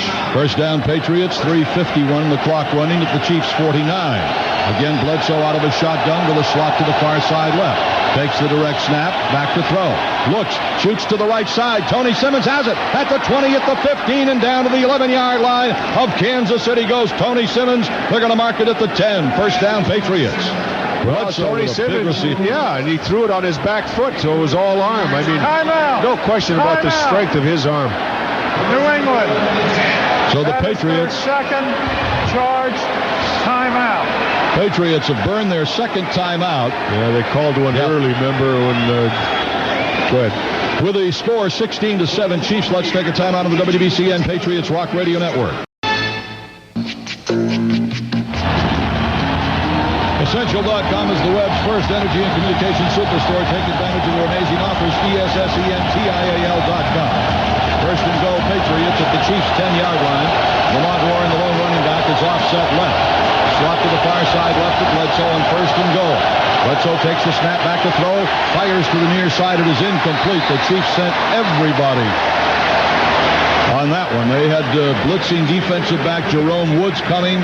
They had Leslie O'Neal putting on a pass rush. And O'Neal is a veteran. He's been around a long time. He's now 34 years old. But he can still, in spot situations, put on a pretty good rush as he did there.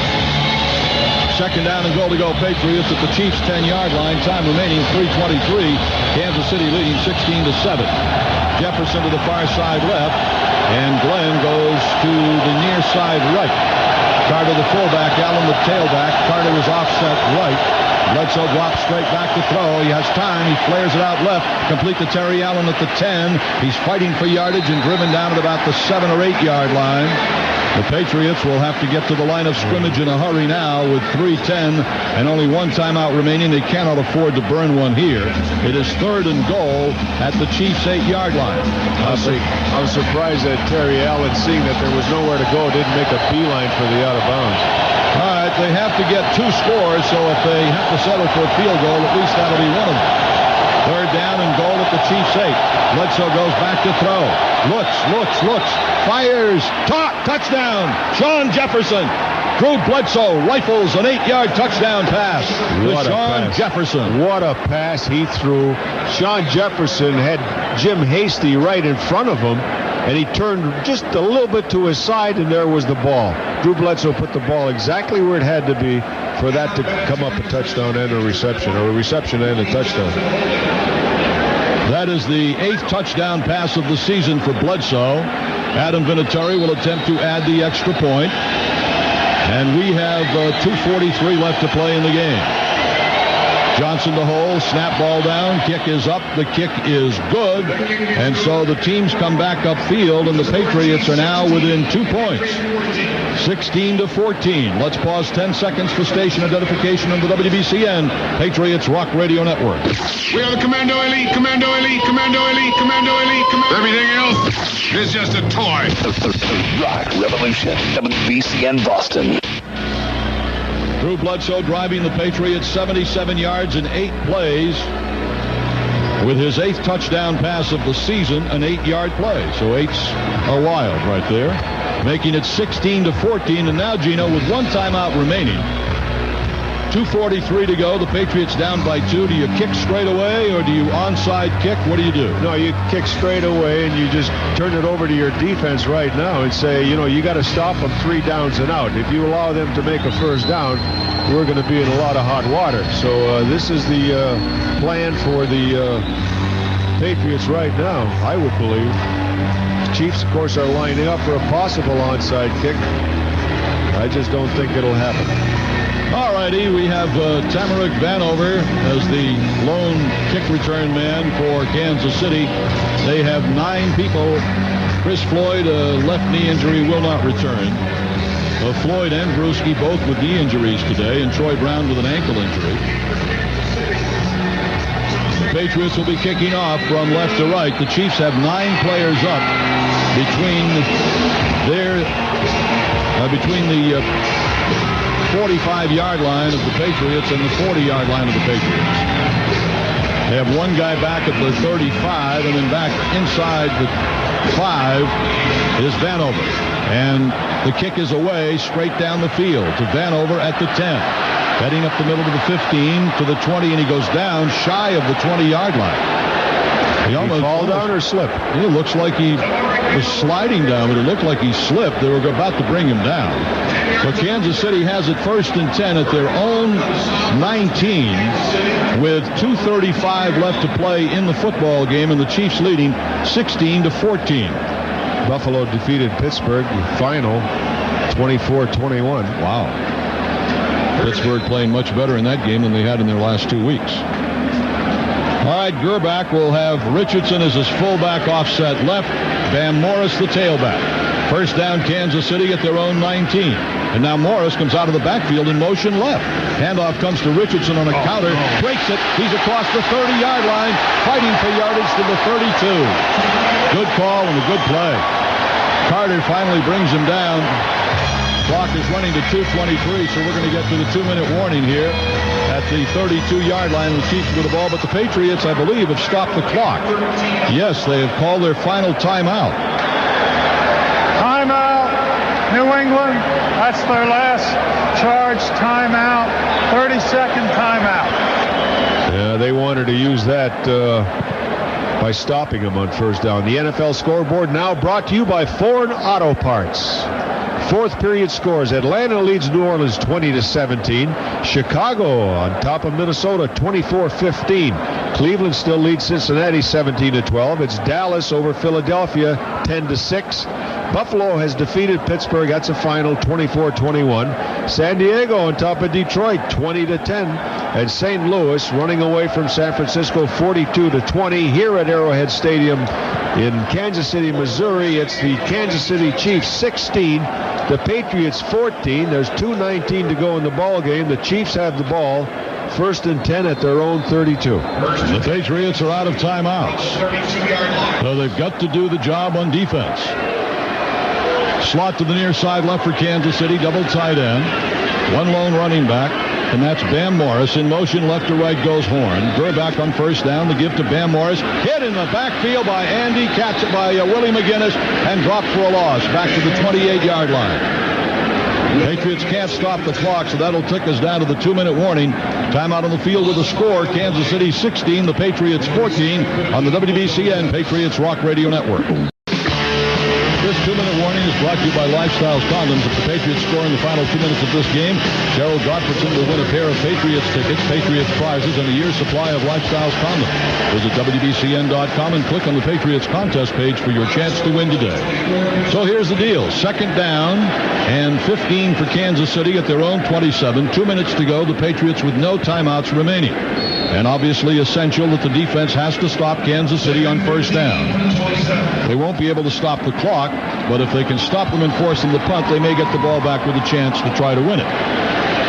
Morris, the lone setback. Double tight ends for Kansas City. 2nd down and 15. Give comes to Bam Morris. Hits to the left side, and he is swarmed under at the 28-yard line. A gain of a yard. Good defense there by Willie McGinnis, by Henry Thomas, and by Steve Israel. Ball is marked to the 28-yard line. 3rd down and 14, Kansas City. Clock running to 1:42 and ticking. The play clock shows 20 seconds remaining, so they can take it down to about 1:15. And this is the key play of the game. 3rd down and 14, Kansas City at their own 28. Again, Morris, the lone setback. Horn to the far side right, near side left for Kansas City. Handoff comes to Morris to the right. Going to be stopped. Stopped at the 28-yard line. 4th down, and the Chiefs are forced to punt. And remember, the Patriots just have to get into field goal territory, and the conditions today have provided both kickers, watching them before the game, to kick 50-yard field goals. So, the length of the field goal is reachable under conditions that we have here in Kansas City today. A nice warm day. The ball is nice and soft. They don't have to worry about that slick, hard ball anymore. And the wind really not a factor. So Patriots just really have to get to field goal territory. They're going to get the ball back with about 30 seconds to go. And the Chiefs are letting the clock run down. Now they stop the clock with a timeout with 35 seconds remaining in the game. That is the first charge timeout. So figuring 30-second timeout. Figuring about 10 seconds for the punt and punt return, unless he calls for a fair catch. Would leave the Patriots. Now the Patriots got close to the punter a couple times. Now these guys are talking to each other, the officials, without turning their microphones off. Now they got close to the punter on a couple of occasions here, and I think that they thought that they could block a punt by Kansas City. Now you say, do you go for it here? And I would say, yeah, the only thing is you have to caution everybody going in there. You just cannot rough the kicker. If you do anything, and running into him isn't going to hurt you, but you're going to lose time on the clock. So they want to put pressure on him, force him to at least make an errant punt. And they're lined up as if they're coming, so we'll see. He stands, Daniel Pope, at his 14-yard line, putting right to left. Inside the 30 is Kevin Falk. Patriots 10 men at the line of scrimmage. Kansas City awaiting the snap. Pope awaiting the snap. And it's on the money. They peel back. He gets the punt away. It's a short punt. Bouncing and going out of bounds at about the 35, 33, 32-yard line. Not all that bad field position. No way. And the ball going out of bounds as well. Yeah. You know, if you had the returner field the punt, he's going to run time off the clock. So we got 30 seconds left just to get to maybe the 35, 36-yard line. And we got a good shot at it. Ball is at the 33, so they've got 17... 27, about 35 yards in order to get the field goal range. The New England Ford dealers proud to be the official car and truck of the New England Patriots. So let's see if Bledsoe can pull out a miracle. First and 10 Patriots at their own 33 with 30 seconds to go. They trail 16-14. Bledsoe in a shotgun has Warren in the backfield with him. Slot to the near side right. Direct snap to Drew. Looks, fires to the near side. Caught by Terry Glenn up and out of bounds at the Patriot 41-yard line. It is a gain of 7 yards on the play, close to 8. And they will mark it at the 41-yard line, so it's an 8-yard gain. Second down and 2 for the Patriots. Now with 8, 18, about 25 yards to get to within field goal range. 25 seconds left. Bledsoe breaks them out of the huddle. Jefferson, Glenn, and Simmons all to the far side left. Bledsoe out of a shotgun formation. Takes the snap. Stands in the pocket. Goes to the near side. Coates has it. Coates is to the 40-yard line, to the 41-yard line of Kansas City. Goes out of bounds on the near side, stopping the clock with 18 seconds to go. It's going to happen. You think so, Gene? I do. I really do. Well, Bledsoe once again thrown with just his arm on his back foot, but he's getting the ball to the receiver, and the Kansas City Chiefs were playing a little soft. They played soft on Terry Glenn on that first pass, letting him run his square out. And here you got Ben Coates out in the corner. Ball at the 41-yard line, first down, Patriots, 18 seconds to go. Jefferson far side left. Got Simmons to the near side right. Bledsoe takes the direct snap. Here's the rush. Fires to the near side. He throws the ball away incomplete. All right, the Kansas City Chiefs decided to blitz, and I got to believe that they may continue to do so. They got to hurry Drew Bledsoe, they feel, in throwing the ball. If he sits back there, he'll find somebody, and he can get it there with his strong arm. Second down and 10 Patriots at the Chiefs' 41-yard line. They need, Gino, about 10 yards. No, not really. Reasonable field goal. No, I tell you, they could get 5 yards. They'd be having a chance at a 55-yard field goal. Simmons to the near side right. Glenn is in the right slot. Jefferson far side left. Direct snap to Bledsoe. Look, shoots it to the left side, and it is. Oh, what a catch by Shawn Jefferson! Caught it on the far side of the field. Wait a while, there's a flag down. There's a flag down as well. Oh, my. Jefferson just made a miraculous catch, turning around with a defender in his face. Penalties against Kansas City. Yes. All right. First down, Patriots. Number 44 defense. Watch this catch. Penalty is declined. First down. Watch this catch and keeping his feet in bounds as well. A miraculous catch by Jefferson at the Chiefs' 14-yard line as he went down the left sideline. Go ahead, Gino. Well, there it is. I mean, anybody who's watching it can see that he turned around, played the ball. The defender went flying up the field. And so Shawn Jefferson, ever the presence of mind. Oh, they're going to go for the field goal right now. 32-yard field goal attempt for Adam Vinatieri from the far hash mark. Angle is to his right. Lee Johnson is the holder. 9 seconds left. Patriots trying to win it. Snap ball down. Kick is up. And it is no good. It hit the right upright. Oh, my gosh. I'm watching it on the monitor. It looked like it was going right through. Oh, my. Oh. That's a heartbreaker, Gino. That is a heartbreaker. I feel bad for Adam at this point because that was the type of kick that he's been so successful with. He's sitting on his heels right now in front of the Patriot bench.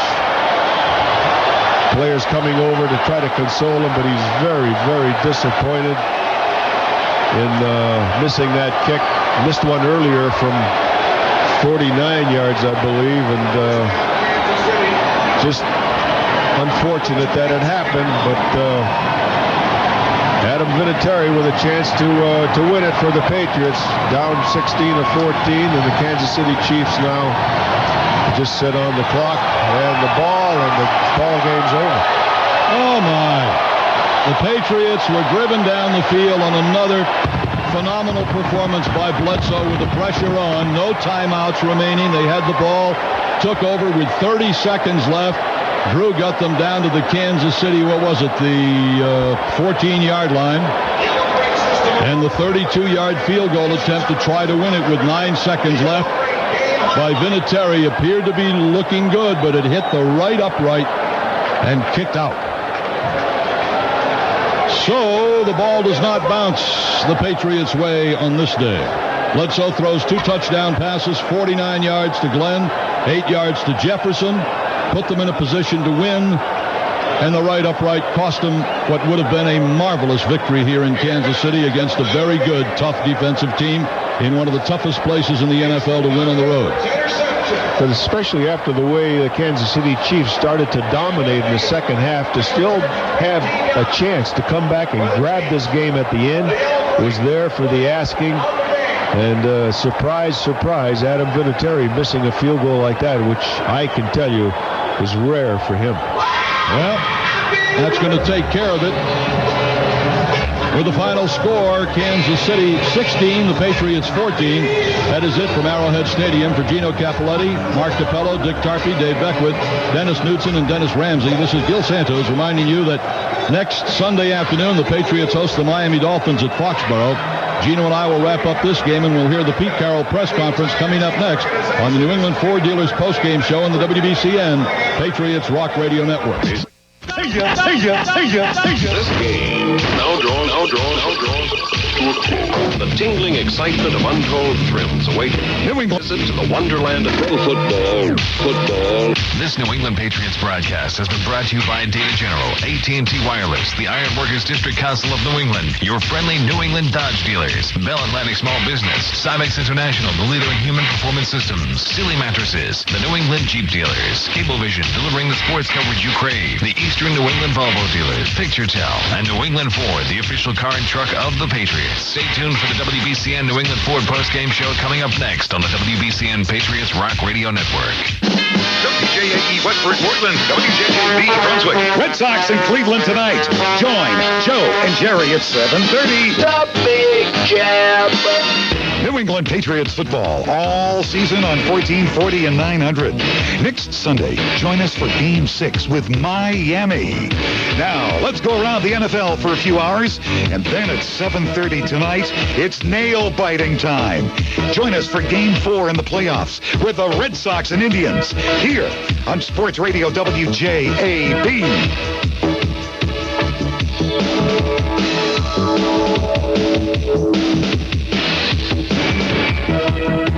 Back on the winning way. Peyton Manning and his offensive cohorts had a terrific month of September. What they're hoping for, of course, is that they didn't lose the magic with a week off. The defense, well, they could use the week off to heal some bumps and bruises. We'll see how it works out. The Colts and Dolphins right here, 2-1 teams matching up. All right, Tom, thank you very much. By the way, my apologies. San Diego, I missed a week. They lost to Indianapolis 2 weeks ago. They come off win over Kansas City. Yeah, okay. They're now 3-1 on the season. The Cowboys, they're going to suffer their first loss of the season. Troy Aikman's just been picked off at about the 20-yard line. 40 seconds to go. Cowboys have 3 timeouts left, but it won't matter. Let's go to 3Com, Raiders and Broncos. Here's Joe Salvatore. All right, guys. Actually, we're at the spectacular Oakland Coliseum, also known as the Network Associates Coliseum, as the Raiders and Broncos just about ready to kick off here. The Raiders at 2-2, the Broncos 0-4. It's been a miserable start for the defending Super Bowl champs, and injuries certainly have taken a toll. Of course, Terrell Davis out for the year with a knee injury. Bubby Brister was supposed to get the start today over Brian Greasy, but he's out with a strained left oblique muscle, so Greasy back in the starting lineup. Also, Derek Lavelle, Davis's backup, will not play. He's out with a hamstring injury, so Orlando Gary will get the start at running back. The Raiders certainly have no sympathy for the Broncos. They have lost 7 of 8 meetings to Denver. This moving back to the Bay Area. In fact, they've lost the last 3 meetings to Denver by a score of 105-34. So again, it's the 2-2 Raiders against the 0-4 Broncos. And guys, that's a story from the Oakland Coliseum. All right, thank you, Joe. The other game that'll get going in just a couple of minutes, in fact, should just be getting underway, Baltimore and Tennessee, as Philadelphia takes a knee. Dallas calls a timeout, 34 seconds to go. Philadelphia will beat Dallas 13-10. Dallas did not lose a game in the NFC East last year. They had not lost a game in the NFC East this year. They fall to Philadelphia.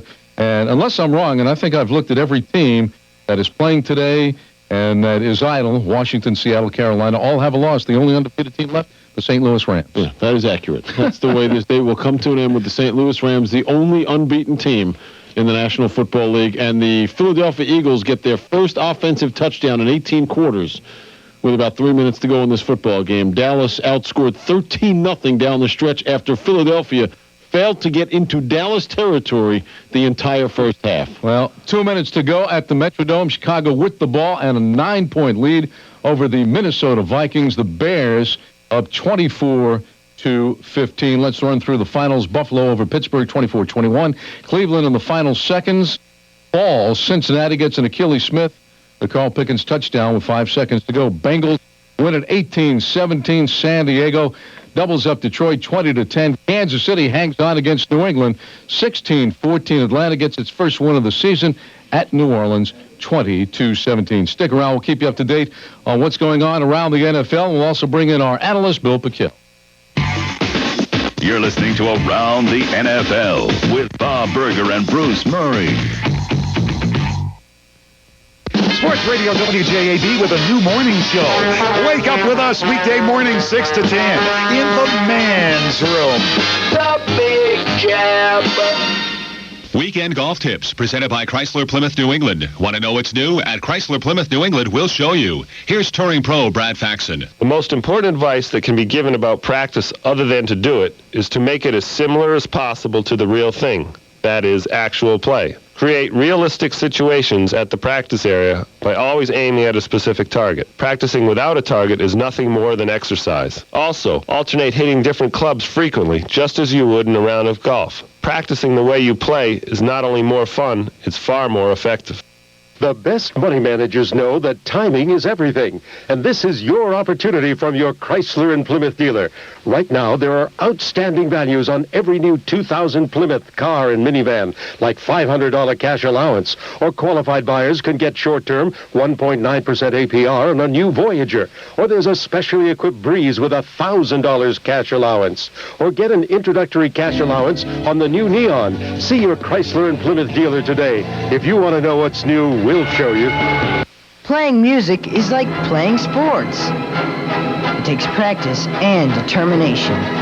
It takes coaching. It takes coordination and teamwork. And it's fun.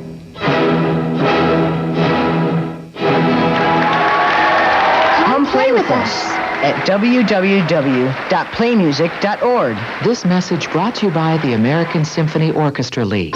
You know when you're just a little kid and you go to the department store and your mom or your dad tells you to stay close, but for some reason you don't, and all of a sudden you look around and you don't see them, and it's the loneliest feeling in the world. All you can do is stand there and cry. Just when you think no one will ever find you, the sales clerk bends down and asks you what's wrong, and he takes your hand and promises to help. That's what it feels like to call us. The Boys Town National Hotline. It's help. For any problem, for anybody, anytime. 1-800-448-3000. I want my kids to have everything I never had. But not one thing I did have. Chicken pox. I was shocked to find out that about 7,400 kids are hospitalized every year with complications due to chicken pox. That 40 kids a year die because of these complications.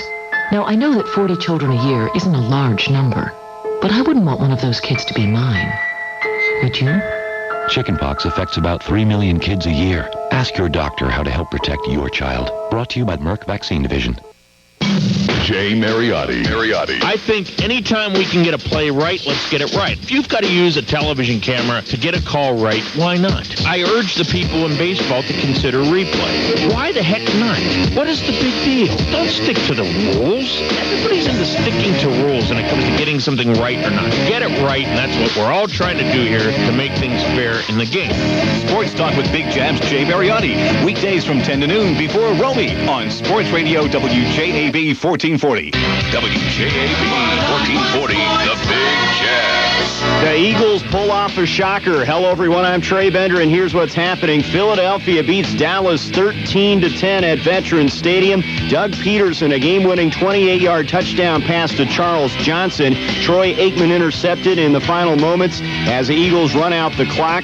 Emmitt Smith, the 9-yard touchdown catch. Dallas had a 10-0 lead. The Eagles battle back with a couple field goals, and then the game-winning touchdown pass for Peterson. First win for the Eagles, first loss for the Cowboys. Buffalo over Pittsburgh 24-1 as the quarterback for the Bills, Doug Flutie, 3 touchdown passes, 1 to Sam Gash, 1 to Eric Moulds, and 1 to Jay Remersma. Kansas City holds off the Patriots 16-14 at Arrowhead. Adam Vinatieri missing a field goal. It hits the upright in the waning seconds. The Chiefs get 3 field goals by Pete Stoyanovich. The Bengals rally and beat the Browns 18-17. Achilles Smith with 2 touchdown passes to Carl Pickens, including the game winner with just seconds remaining. The Bears leading the Vikings late in the game 24-15 in Minneapolis. Shane Matthews with a couple touchdown passes, 1 to Curtis Conway and 1 to Marcus Robinson in that one. Sean Harris recovers a fumble for a touchdown for the Bears. The Rams hammer the Niners 42-20 the final score. St. Louis breaking a 17-game losing streak to the Niners.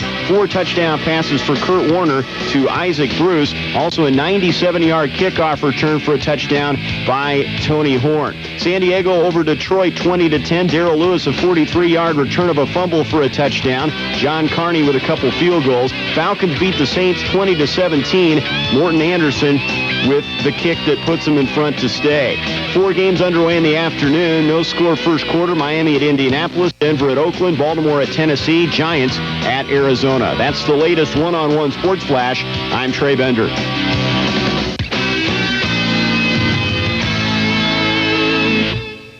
You know what I'm thinking? Hawaii, the beach, a beautiful resort, Mai Tais and the beach. Did I mention the beach? It'll probably end up being a working vacation because nothing stops us from working. Not Hawaii, not even if the house is on fire.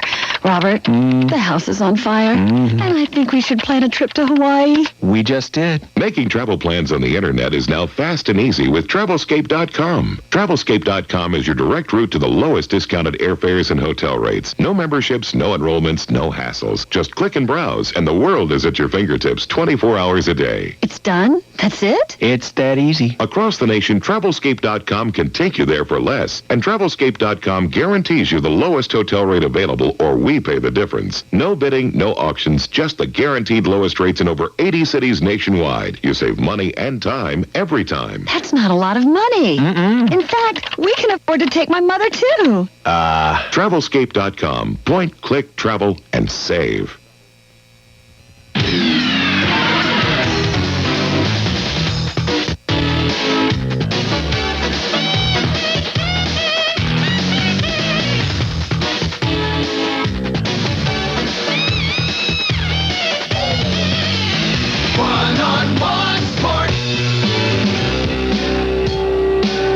Back around the NFL, Bruce Murray along with Bob Berger. In a moment, we'll be joined by our NFL analyst, Bill Pickel, to tell us what happened in the 8 games that are now completed. One's not completed yet, but in 31 seconds, Chicago will beat Minnesota. 4 games going on right now. One at the RCA Dome, matching up Indianapolis and Miami. And let's get the story there from Tom Akins.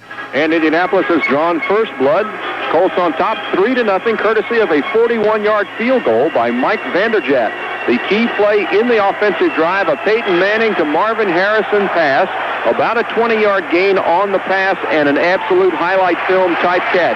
Fingertip grab by Harrison, full layout, wonderfully acrobatic and athletic move on his part. That helped the Colts move down the field, and the drive stalled, but then Vanderjagt put it through. Once again, 11:19 to go in the first period. It's the Colts 3, the Dolphins nothing. Let's get the latest on the Titans and Ravens from Darren McFarland. Darren? Well, guys, we're 3 minutes into the first quarter. No score here at Adelphia Coliseum between the Titans and the Ravens. Some key injury notes here on the Titans side. Left guard Scott Sanderson, he was placed on the injured reserve list for the Titans. He will be replaced by Kevin Long. He will move to center, and Bruce Matthews will move over to left guard. Over on the Ravens side, running back Priest Holmes and tight end Aaron Pierce will not play today for the Ravens. A big streak on the line for the Titans. They've won 9 consecutive games against AFC Central Division opponents. We'll see what happens here. We've got sunny skies here in Nashville between Tennessee and Baltimore. We've got no score in the first. All right, Darren, let's check in at Sun Devil Stadium on Arizona and New York. Here's Jeff Kennedy.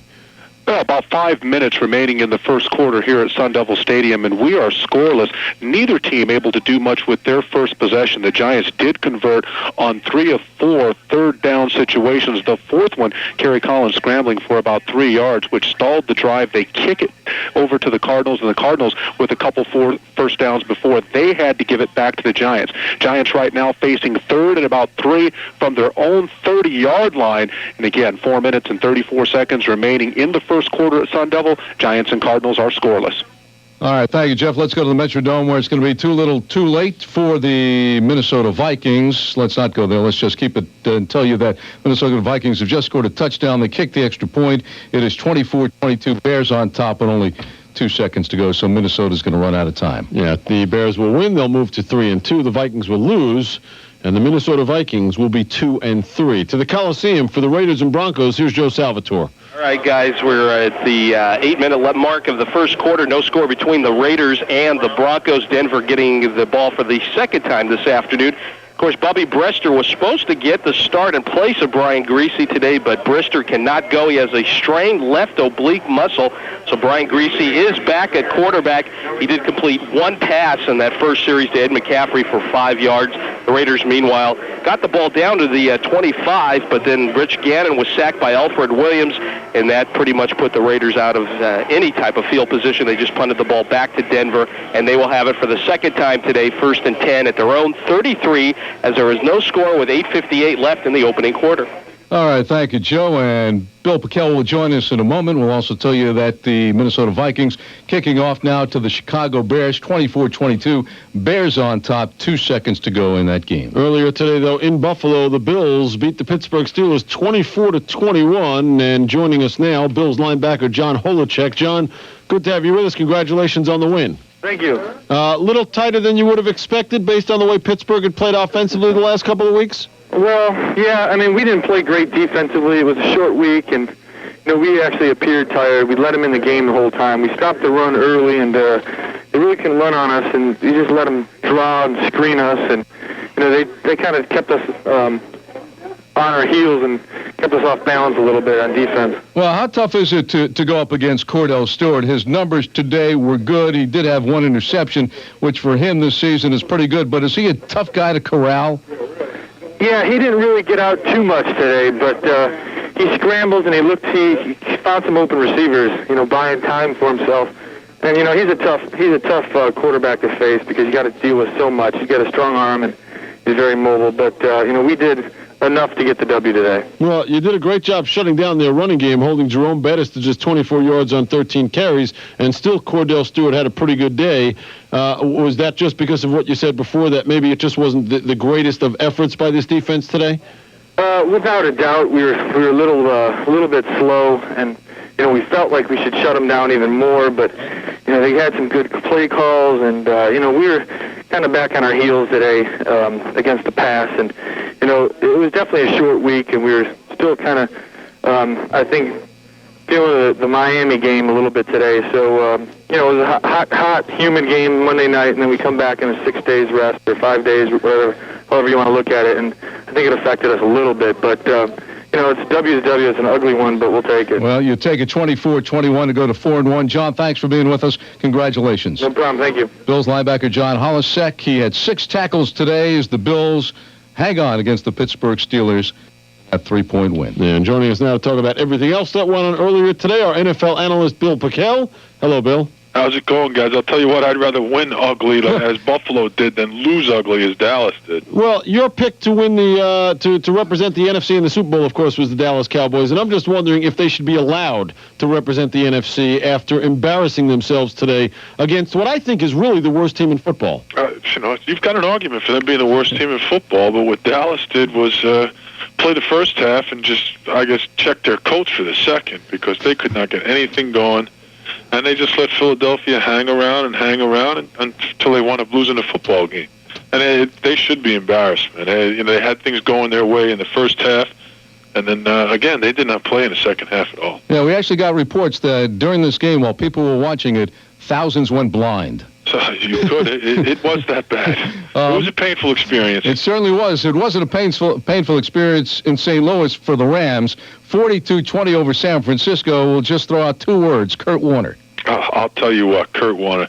The kid is unbelievable, and he said in an interview prior to the game today that if he had the weapons that are with him in St. Louis right now in the Arena League, he could score 80 points a game. And I'm starting to believe him. This guy feels like he's playing in the Arena League, and he has to score every possession. And, boy, he's getting it done. They look impressive, not only offensively, defense is coming up big. And their special teams, 2 weeks in a row, they're scoring touchdowns on special teams. And everyone said this would be a big test for them today against the 49ers. They hadn't beaten anybody. They hadn't done anything.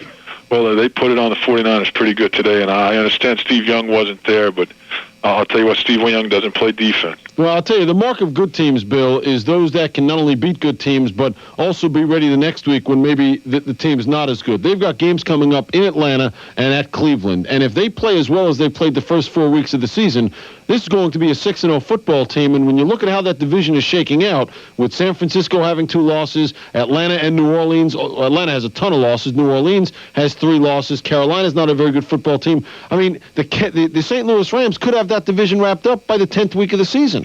You're absolutely right, and they're pulling away now from everybody else in there.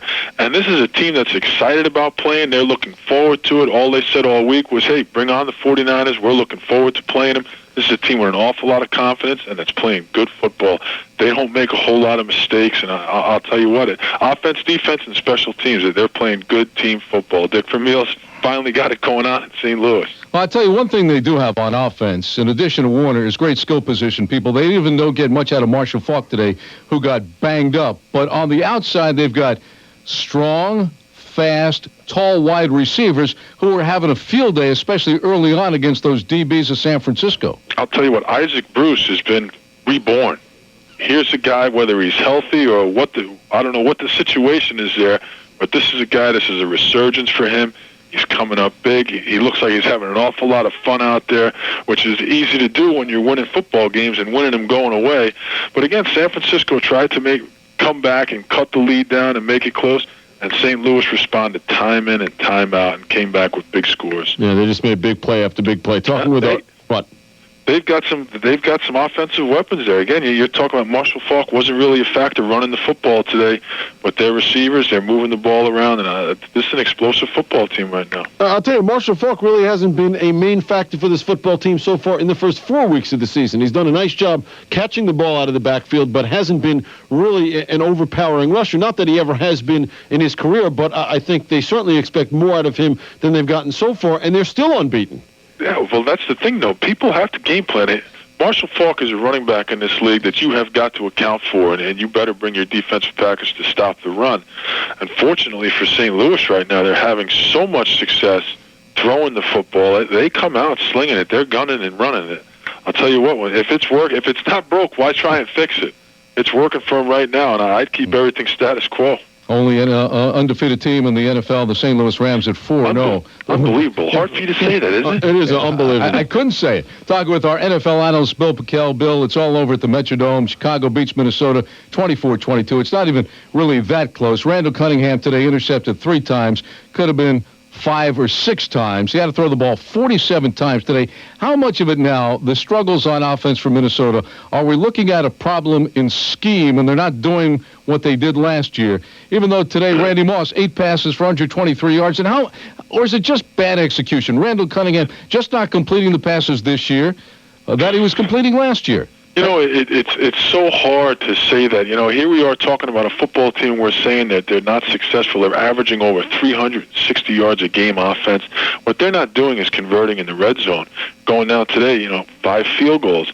Again, when you get down in the red zone, you've got to score touchdowns. And Chicago on the other side of the coin, here's a team in the NFC Central that is 3-2 right now. And let me tell you, Green Bay won their last 2 games by miraculous comebacks by Brett Favre. Chicago's playing good football here, and Minnesota's not playing that bad. They're moving the football. They're just not converting. They're rushing the ball for over 100 yards today. Cunningham's throwing the ball. Again, turnovers hurt them today and not converting in the red zone. Well, I'll tell you something. You look at the Chicago Bears, Bill, and they come off a dismal season last year, and with about 2 minutes to go in their game against the New Orleans Saints last week, we were sitting here looking at each other going, they've got nothing to play for this year. Why not start Cade McNown? And they leave Shane Matthews in. He gets 2 touchdowns. He leads them to a victory today despite getting hurt towards the end of that game. And, Dick Duran, he now has to play Shane Matthews because you know what? They're not playing for next year. They're playing to win football games this year. And why wouldn't they? The way it stacks up, they're in great position right now, and they're playing pretty good football. Their defense is stepping up and responding and coming up and making plays for them. Offensively, Shane Matthews is mixing it up pretty well, using all of his receivers. Again, you're talking about a team that had to come from behind, scored 2 touchdowns late last week to win, and it actually were in control all day today. You're looking at them, they're in this football game and going away and coming back. Thank you for listening to this presentation of the Johnson Collection.